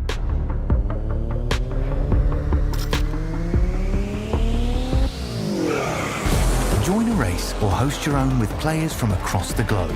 Race against the computer or in a league with friends. Feel the thrill behind the wheel.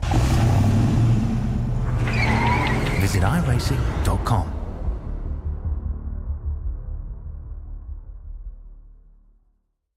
Blue Egg Marketing. Rev up your business with Blue Egg, your marketing pit crew. Turbocharge your lead generation with experienced drivers that can navigate the competitive track to connecting with your customers. With Blue Egg, you're always in the pole position, leading your brand towards victory lane. So don't spin your wheels, accelerate success with Blue Egg, fueling small businesses to win big.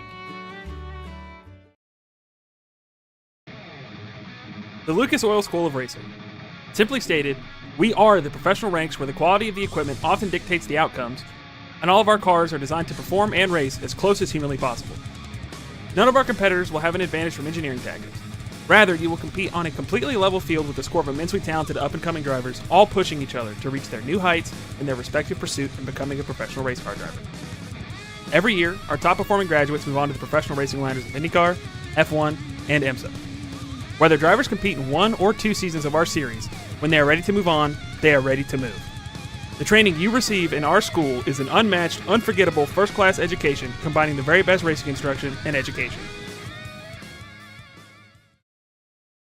Looking for a heck of a deal? You'll find it at Tom Bolin Ford in Hannibal. Right now, over $4,000 off 2025 Escapes, $2,500 off 2025 Broncos, and over $5,000 off select new 2025 F-150s. And the best part, every one of them comes with a Bolin lifetime powertrain warranty at no extra cost. Big savings, long-term peace of mind, all in one place. Tom Bolin Ford Hannibal. Heck of a deal, ain't it? We're back to go green here with 27 coming to 26 to go. It is Chad Frankenfield, your leader. Tyler Fody in second. Richie Hearn third. Justin Wadsworth fourth. And Daniel Fockingham in fifth. Green flag here at Texas. Hopefully for the last time. It's a sprint to the end where we got 3 drivers that have a ton of either real world or sim racing IndyCar experience. Frankenfield, Fody, and Hearn off in the 3. Yeah, we're really excited to see Richie Hearn on the front. But it had to be a stay over there. But it's gonna be a really exciting finish to the race with new tires. All these guys. To the point, Tyler Fode's been waiting all race. He's been biding his time. He's gonna have a run on the high side down the backstretch. Here comes Richie Hearn, Wadsworth in diamond formation right behind him, and here comes Daniel Fockingham. And if something happens within this group, here comes Glindy, here comes Ingrave. Your top 7 all together on the racetrack. Alexis Newsom, purple lap, a 2:26 flat. Wow. Oh, 3 wide, Richie Hearn. I don't know how Daniel didn't have a contact with Richie Hearn. Richie Hearn losing track in the pack. God, we have a 3 wide everywhere. Oh, going to the bottom. Wadsworth cuts right to the bottom. Here comes Clindy on the high side, bringing with him his teammate. Actually, his teammate's a little bit farther back. That's Alexis Newsom. Clindy to the high side. We're going to go 3 wide, 2 rows deep, going into the corner. On the bottom side, here's Tyler Fody on the high side, Chad Frankenfeld. Those are 2 teams that don't like each other an awful lot. Then Justin Wadsworth, and then we got Fockingham, but he is banging wheels with Alexis Newsom, who was stuck 1 lap down in 13th. She wants to get on the lead lap and get another caution with the hope of getting back around and getting a challenge for this race. To the bottom using the IRL line, it's Tyler Fody, 3 wide going to the corner. On the high side, Fockingham. In the middle is Chad Frankenfield. Here comes Tyler Fody, a whole lot of F's up front. Yeah, we only 22 to go, and we even close to be at 10 to go, and everyone wants to be on the front. And Tyler Fody at least have the best chance to be on the front, but man, it's gonna be a close side. Look at that 20 for the 4 wide almost. Now Clinton 3 wide off the corner. Richie Hearn down low. Alexis Newsom. Here comes Ethan Stanley in the middle. He's should have thread the needle. Next time he needs to lick the front of his car to make sure he's skinny enough to get through there like a thread. We go down the backstretch. Clinty on the high side. Gets a big run, but Alexis Newsom in front of him is going to wash up a little bit, but he's going to keep his foot in it. 20 to go, coming to 19 to go.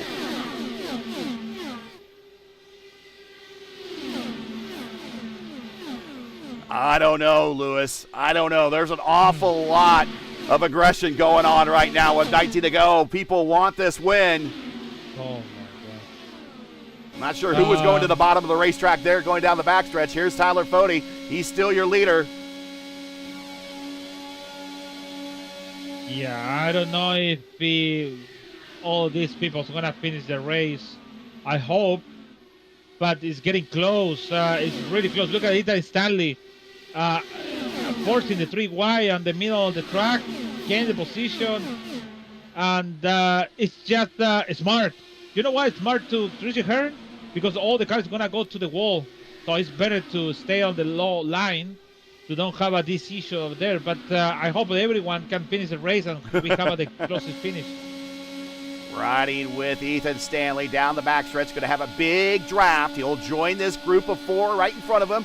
He gets the 3, big lift, floats out high, can't go too high. Alexis Newsom up there still trying to get back on the lead lap. Right behind Newsom is Clindy. Right next to Clindy is Richie Hearn, all battling for position with the exception of Newsom. Newsom is stuck 1 lap down, unfortunately. She is in 13th. Currently on the lead lap, it is the top 12 cars. We'll bring you up the standings here. Sorry, I didn't have them up on the screen. There you go. There they are. Fode, Frankenfeld, Falkingham, Stanley, Wadsworth, your top 5.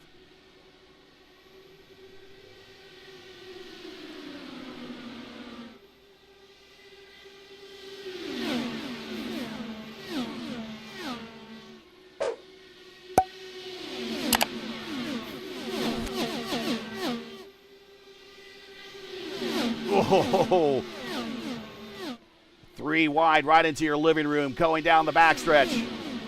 Oh, Stanley out high. Wadsworth clips the inside a little bit. It might have. Dipping tires, now 14 to go through 1 and 2. Fode sticking on the bottom. He's going to hold that Indy Racing League line. Frankenfeld's going to go on the high side. Now Frankenfeld. Oh, Clindy. Oh, Clindy 3 wide, Wadsworth in the middle, Ethan Stanley up high. Now Frankenfeld, what he wants to do is try to pinch Fode down, get those right front tires and right side tires rather, nice and warm to the point that he starts floating out and has the lift a little bit.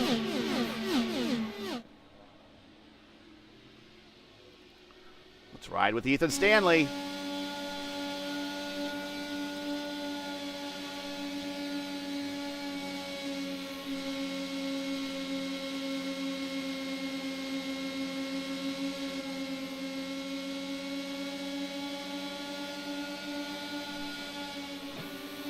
Clindy sends it to the inside. He got a big run down the backstretch. Through the double dog legs on the front stretch, coming to 11 to go.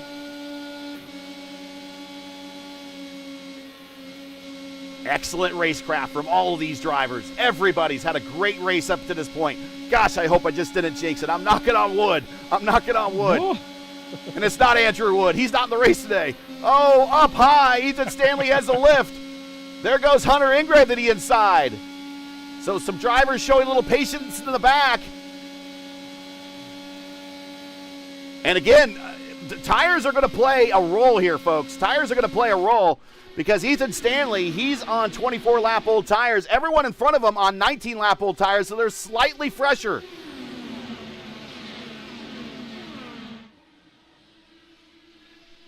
Oof. And I don't have to remind everybody, but I'm going to do it anyways.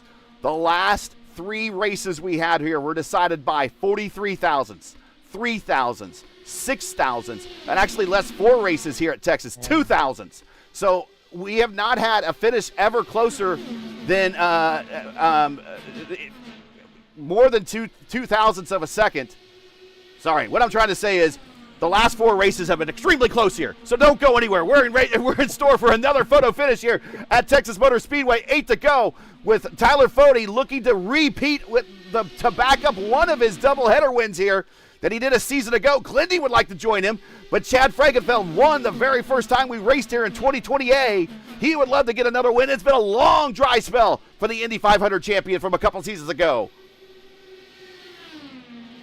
Yeah, that's the best for Chad. He wants to be in the victory lane finally after, like I said, bad season last season, pole, and then incident, leading the race for a while, and then you have an incident, and then it's gone. So it's gonna be a good chance for him today to at least finish the podium. That's a good consolation for him. 3 wide up front. Now we're getting ready to 3 wide. Falkingham's looking for a way on by, but there's just not a viable way to get around on that very high side without something happening to the 2 drivers down below you. Clindy's now up in this group. Hunter Ingrave is now back in this group. Ethan Stanley has faded back to 6th. Justin Wadsworth is in 7th. Richie Hearn faded back to 8th. Hunter Smith, at one point, he was a lap down. He's back on the lead lap. He's in 9th. A.J. Hobson, 10th. Craig Forsyth, your fellow countryman now, Lewis, he's in 11th. And Jordan Owens back on the lead lap in 12th. That is your top 12 right now, and ready for a battle for the lead down the backstretch. Frankenfeld pulls alongside, but he can't quite get there. There is lap traffic in the form of Andre Alfieri right in front of the leaders. He is 2 seconds up the road. That could impact unless he can get out of the way. We are now 5 to go, 4 to go.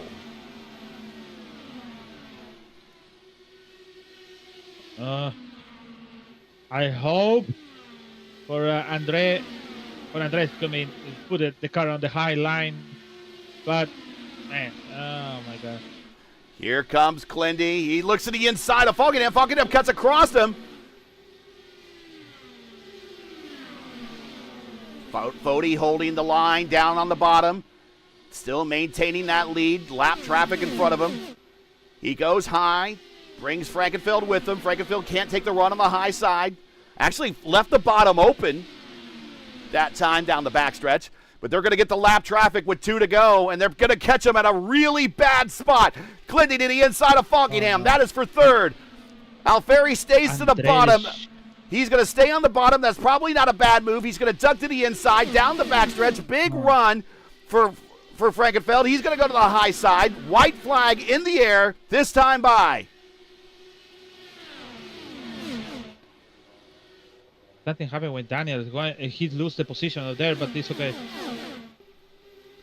White flag in the air. It is Fody, Frankenfeld, and now Clindy, a distant 3rd. Down low, using the IRL line 1 time. He defends on the white line. He's going to camp out on it through all down the backstretch. Yo, into 3 and 4. Clindy taking a look at the high side of 3 and 4. Going to try to take it 3 wide. Fody down to the bottom. He's coming off the corner. Does Frankenfeld have the run to come through the double dog legs and get the victory? And oh no, he doesn't, but it's Frankenfeld. And Clindy might have clipped Frankenfeld at the line, and he did. Clindy comes home the 2nd. Frankenfeld falls to 3rd, and Hunter Ingrave in 4th. Wow, what a run for Clindy just to snipe that spot from Chad.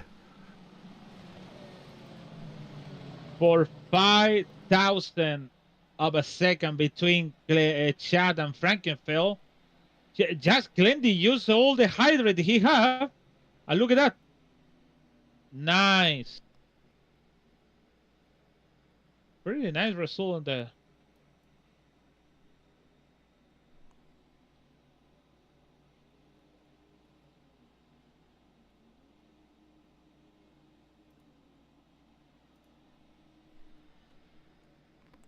Wow. Okay, everyone get your drink. That is, again, for, let's see, tenths, hundreds, 400ths of a second. 400ths of a second is the margin of victory. So, again, another nail-biter photo finish here at Texas Motor Speedway. It continues to deliver. And the 2 guys that finished, that won both heads of the doubleheader a season ago, finish on the top 2 spots of the podium here. So again, the more things change, the more they stay the same. Fody and Clindy won each half of the doubleheader, and Fody comes back again and gets another win, and now, by my count, becomes the first multi-time winner here at Texas in Elite Racing League history.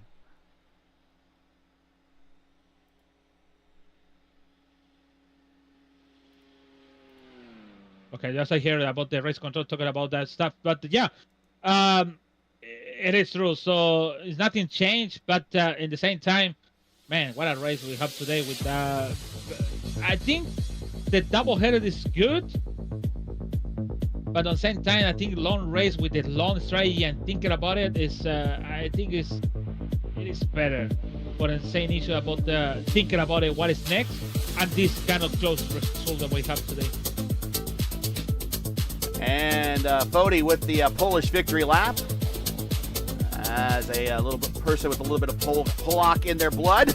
I appreciate that. Tyler Fody with the win by 0.040 seconds over Clindy. Chad Frankenfeld comes home in third. Hunter Ingrave in fourth. A good week for Hunter. Ethan Stanley top 5. He comes home in fifth.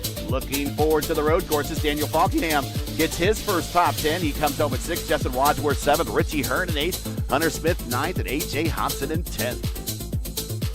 Craig Forsyth at 11th. Jordan Owens 12th. Many letters. Paul, he's in 13th and finishes from a lot better than he did last week and makes it home today with one lap down. Good run for him. Alexis Newsom, not the finish she wanted. We're going to see how the points shake out here once they're updated here during the interviews. She's in 14th. Chris Albrecht 15th. Troiano 16th. Not indicative of how Troiano and Newsom raced today. They were up front for much of the day. Gavel in 17th. Ryan Hibbs 18th. Greenlee 19th. Ryan Schold in 20th. Jared Rexing, Mark Reblis.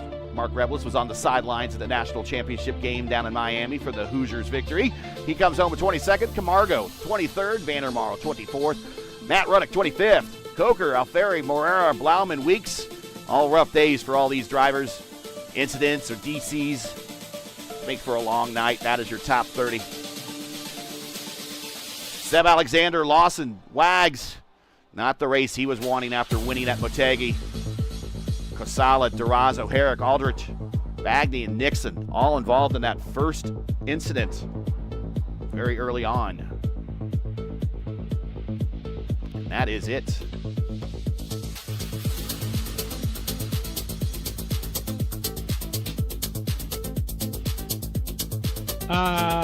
Chat said, no interview for me. Wife needs me. Wife needs him. Okay, that's fair. That is fair.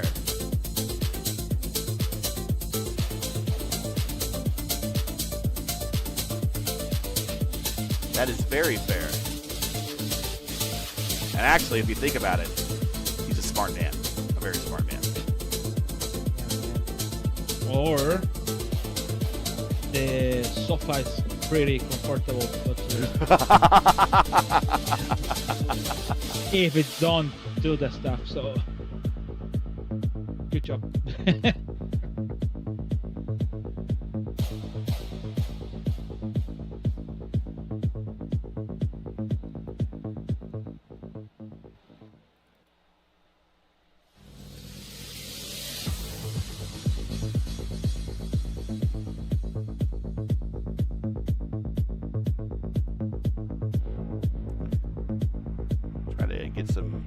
Don't always get the best camera angles that I want on these, but we'll do our best here.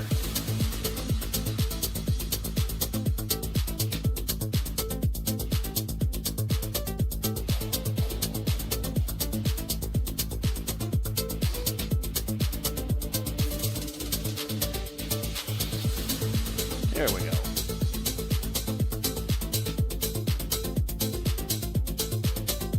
There we go. Chad, we'll just show his stat line there.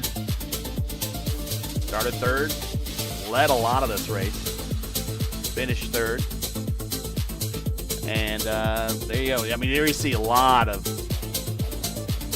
118.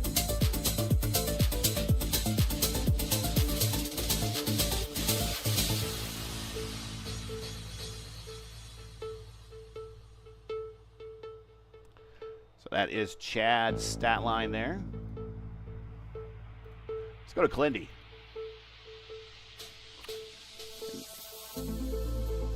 And let's go ahead and talk with Clindy here.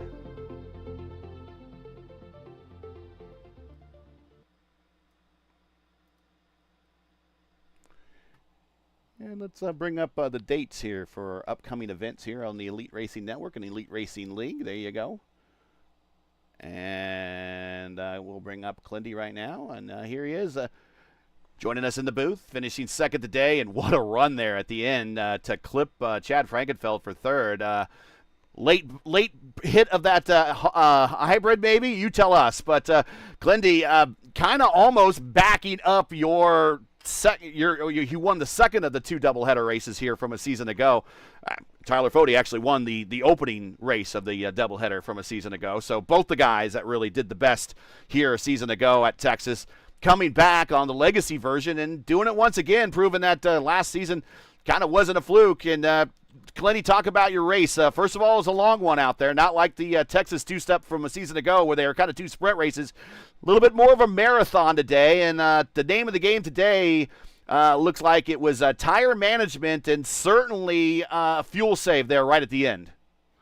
Yeah, and both those things really play into my hand. It's just a shame none of those runs went green. I think that the league can do better to impress upon drivers how important it is to have clean green racing, and I know that Chad and the stewards do a good job of assessing penalty points when they're fair and deserved. It just seems like it doesn't deter anyone. So I don't know what else needs to be done to just, I mean, the race would have been so much more interesting, I think, if we had those 3 cars that were saving and then those 2 cars that were pushing, rather than having gridlocked cars for the last 25 laps. I mean, everybody likes a pack race. I don't, I guess. So I guess I'm not everybody, but the difference was not the hybrid at the end. It was the first corner I had with clean air. I had finally dispatched Falkingham, and I could do what I wanted. If I had been better and gotten by Falkingham 3 or 4 laps before, or well before when Newsom was mixing it up with us, if I had not stayed in 6th gear too long and lost positions to her and Rishi Hearn, I would have been up there, but I can't make excuses. I just wasn't good enough today. Came up a couple feet short, and that's the way the cookie crumbles. It does indeed, and it does bring you up into 5th place into the standings now. You got 38 points, and you're 13 behind. 41 points. You are 4th place in the standings, 10 points behind the leader in the championship hunt to start this season.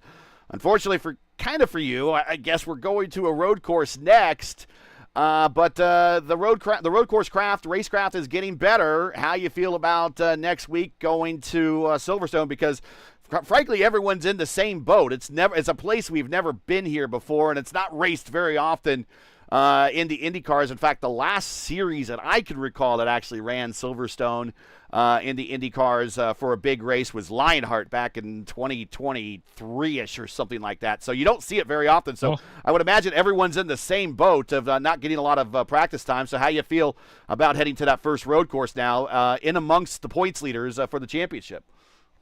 I don't own that track. I've never taken a lap there in the sim, so I'm starting from scratch. But Hunter is great on road, and he and Seb will teach me, I'm sure, and we'll get there. I just hope not to be in anyone's way.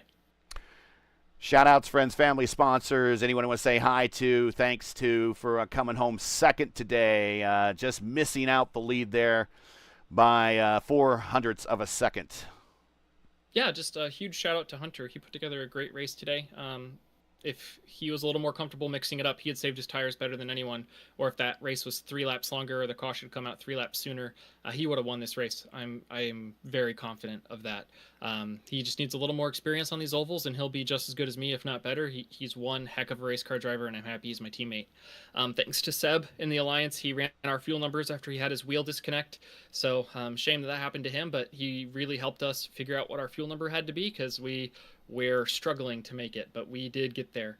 Hugs and kisses to everyone out there who's part of the road racing family, my family, all my friends, wherever they may be, whether they're in Indianapolis or Peoria, Illinois, or Champaign-Urbana, or Normal, Illinois, or Chicago, or here in DC. We're all the way across the world in Taiwan, all my friends and family are. So all of them. And then, of course, thanks to you and LGN for putting this on. Thanks to Chad for putting on the league. Thanks for you to sponsoring the league for the P1 broadcasting channel. We put on a bunch of stuff there, and sadly, I did not win every P1 broadcast I was in this week. I was hoping to sweep them all up. I had been doing a stand-up job, but I missed this one by 0.04. If I can do the same at Votive, if I can finish within 0.04 of the lead or win, that'd be pretty cool. And then, of course, thanks to my cousin Craig, who runs Segerman Farms in Mononk, Illinois, and to Advanced.gg, where you can get energy, caffeine, protein, and focus supplements for water drinks. It comes in powdered form, or you can get powder drink shakers. Just go to Advanced.gg and check out with promo code CLENDYSENDY with a capital K and a capital S, and you'll get 10% off your order, and a little bit of that comes back to me. So would really appreciate that. Yeah, I'll get out of your hair. Thanks so much for sticking with us for all those miles. Congratulations, Clindy, bringing home the Pink Panther in second spot today. Best finish thus far of the season, and I think one of your best finishes since actually you won here last. So it's good to see you back up in the booth, and we'll catch you when we head to Silverstone in a week's time. Thank you, Gary. Bye. Clindy is out. He punches out. He knows the drill. He's done this so many times. Let's bring in Tyler Fode. Here he is, kind of the guy I've been talking to in the off season, saying, "Hey man, I made you my pick, and you're making me look pretty smart so far with a win here, backing up the win you did in the Texas two-step from a season ago for winning one of the halves of the doubleheader, getting the win here today. But it wasn't easy. You did utilize the old school IRL line on the bottom." You might want to, buy that white line some dinner or something, because you were definitely married to it the entire time, trying to defend Chad from not passing you on the high side. Talk about that last sprint to the end, getting the win here just by doing some old school open wheel IRL racing on the white line.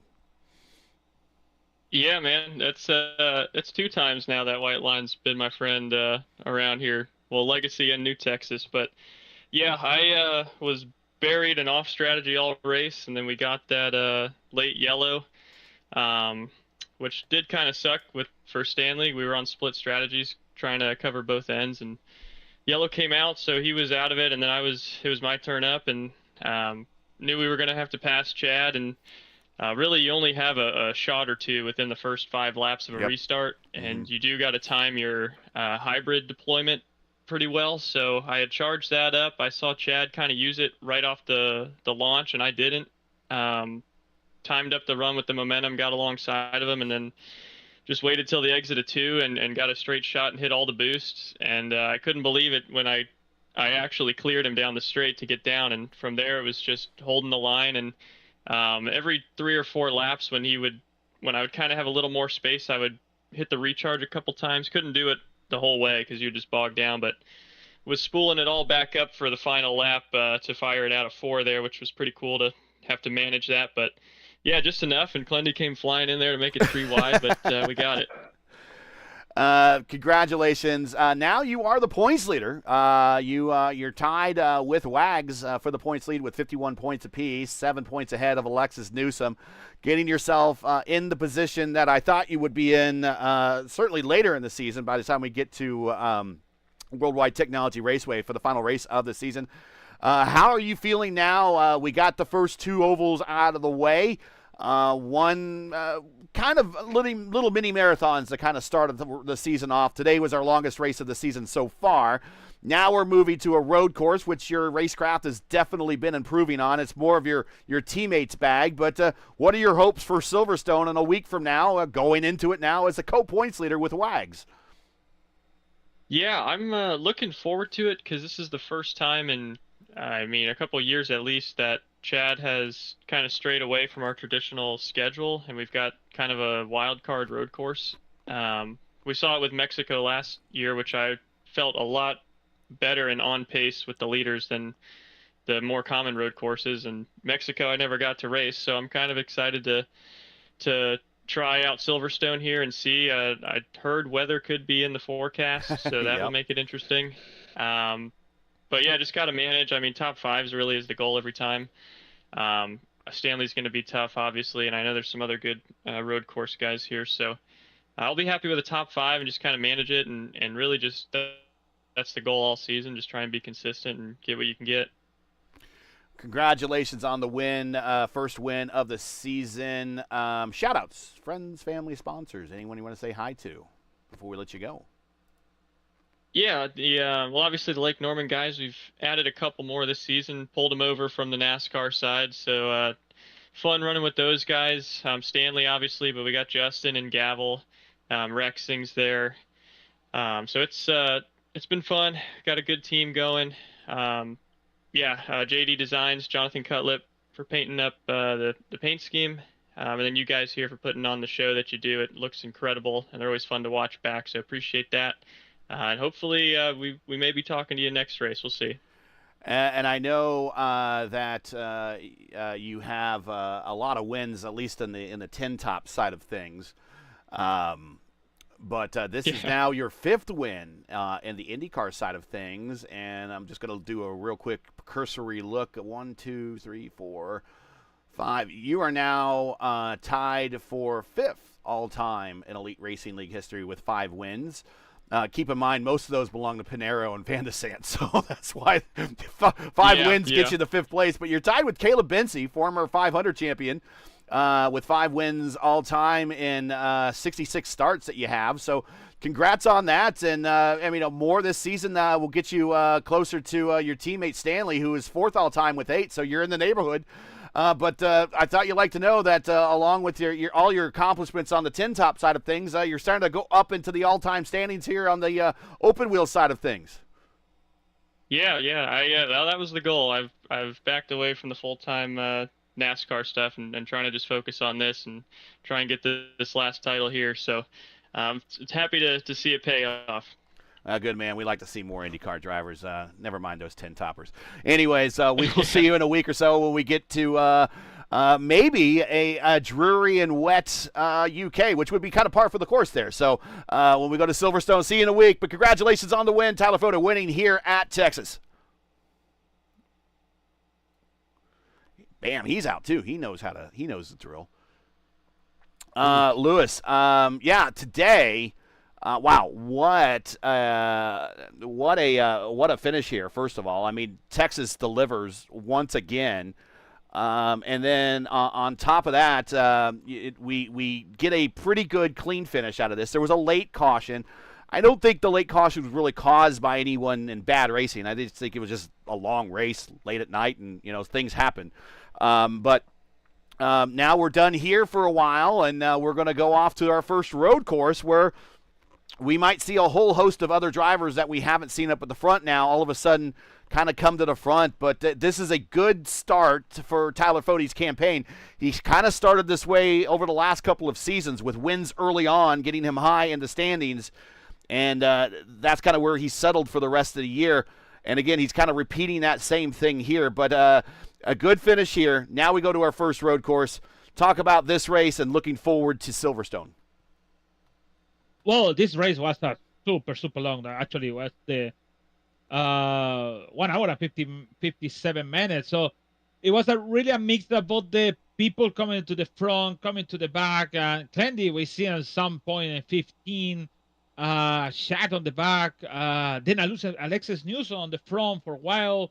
And then she had this penalty. So it was a mix of stuff. It was really excited, all of this. Even confused about the strategy.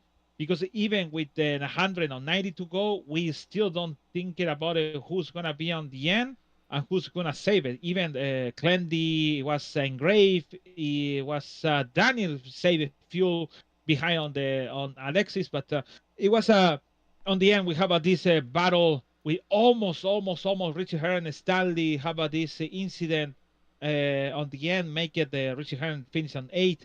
So it was a pretty good, and also I really agree with you about the Tyler 40. Finally, it's a time to go over there and take the points as for now. So don't take the points at the end. Remember last season,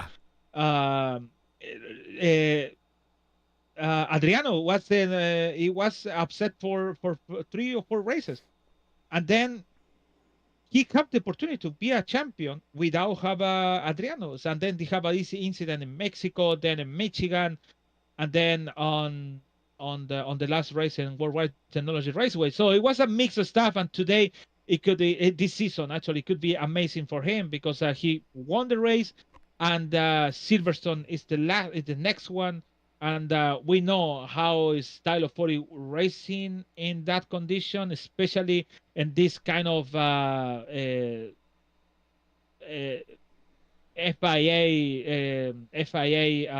style. So it's a big track. They can race in 3 wide, 2 wide without worry. It's not like Long Beach. It's really bumpy and stuff.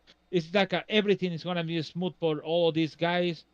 To race very well. So if you really if you are a road course guy, for sure Silverstone is one of the places you already know, like you already know. So it's easy to race over there. So for the people know Silverstone. So people like Candy and the others have to learn it from scratch. So it's gonna be good for the people like Dudley, for 40. I wanna put my coins for Daniel because I see the standings for him in the iRacing. So it's gonna have a good stuff. So see you next week.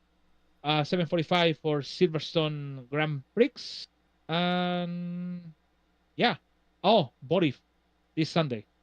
You have a 40 this Sunday? Yeah, voted this Sunday. Yeah. Charlotte Motor Exactly. Speedway, the Yes, sister track to Texas here.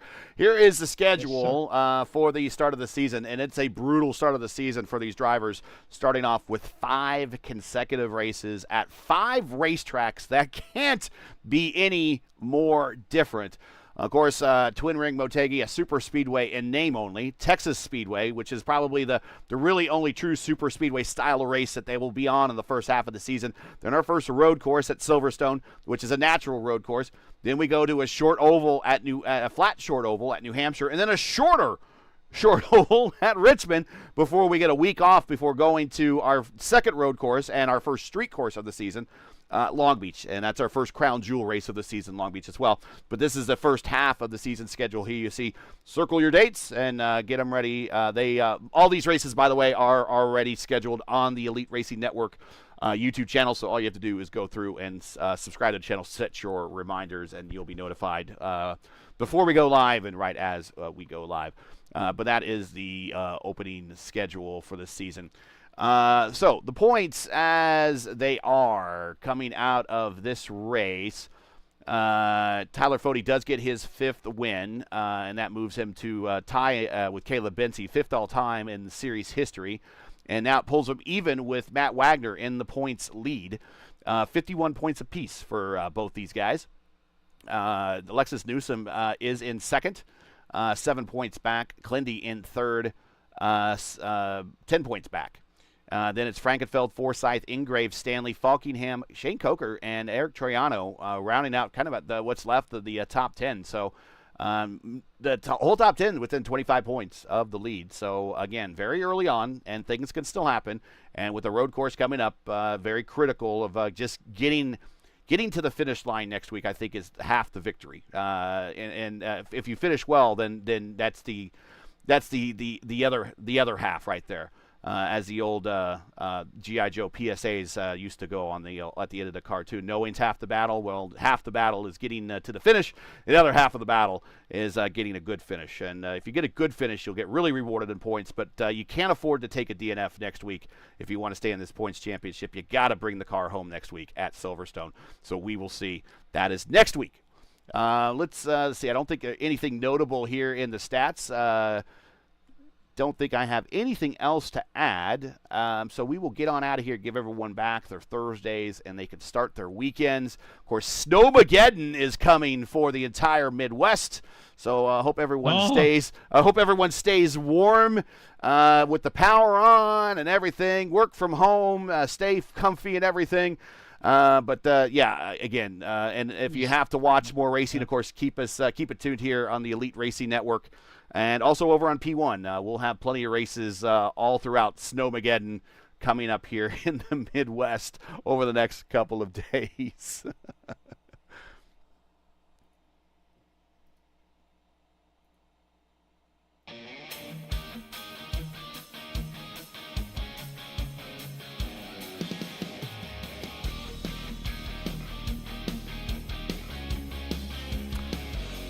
So that is going to do it for tonight. And for the 7th running of the F5 Challenge 600 from Legacy Texas Motor Speedway, your podium, Chad Frankenfeld, which is, I think this is Chad's best finish in a while, and he's got to feel pretty good about this. He might not like the snipe at the line, but I think this might be his best finish since his Indy win. I could be wrong. So, again, what a recovery after not making it through turn 2 a week ago at Motegi on lap 1. So good race for him coming home 3rd. Clindy, comes home in second spot, just coming up short from defending his title from winning one of the Texas two-steps from last season. But Tyler Fode, he defends one of his Texas two-steps from last season. He gets the win, and his first win of the season. Join us again next week as the championship campaign moves to our first road course of the season. It's the Silverstone Grand Prix circuit in the UK for the Silverstone Indy Grand Prix. Coverage begins around 7:45 p.m. Eastern Time right here on the Elite Racing League, or Elite Racing Network YouTube channel. Again, that's 7:45 p.m. Eastern Time. You can find everything right here at youtube.com. Just search Elite Racing Network. Now, as you know, the YouTube algorithm game is not easy, so please help support ERN with the weekly grind. Leave a comment below. Let us know your thought on tonight's race. If you enjoyed tonight's coverage, support us by smashing like in the video. If you're new, click subscribe, and while you're at it, hit the bell for weekly reminders so you don't miss out on more of ERN's other iRacing programming, including the Tanks.GG Truck Series. They run Sundays at 8:30 p.m. Eastern Time, and the Racecraft Grand National Series. They run Mondays at 7:30. But if you have an itch for more IndyCar racing and want to get an early dose of road racing before next Thursday, then check out P1's broadcasting Open Wheel Road Racing Monday night doubleheader with the official iRacing IndyCar Open Series running at 7 o'clock p.m. Eastern Time, followed by the official iRacing Indy Next Road Series at 9 p.m. Eastern Time. If you enjoy open wheel road racing, then ERN and P1 are going to have you covered next week. Today's 7th running of the Texas 600 brought to you by F5 Challenge, is a nonprofit organization that enriches lives through face-to-face fellowship and exciting adventure challenges in a faith-driven environment. Their mission is built in the 5 F's: faith, fellowship, fitness, fortitude, and fun.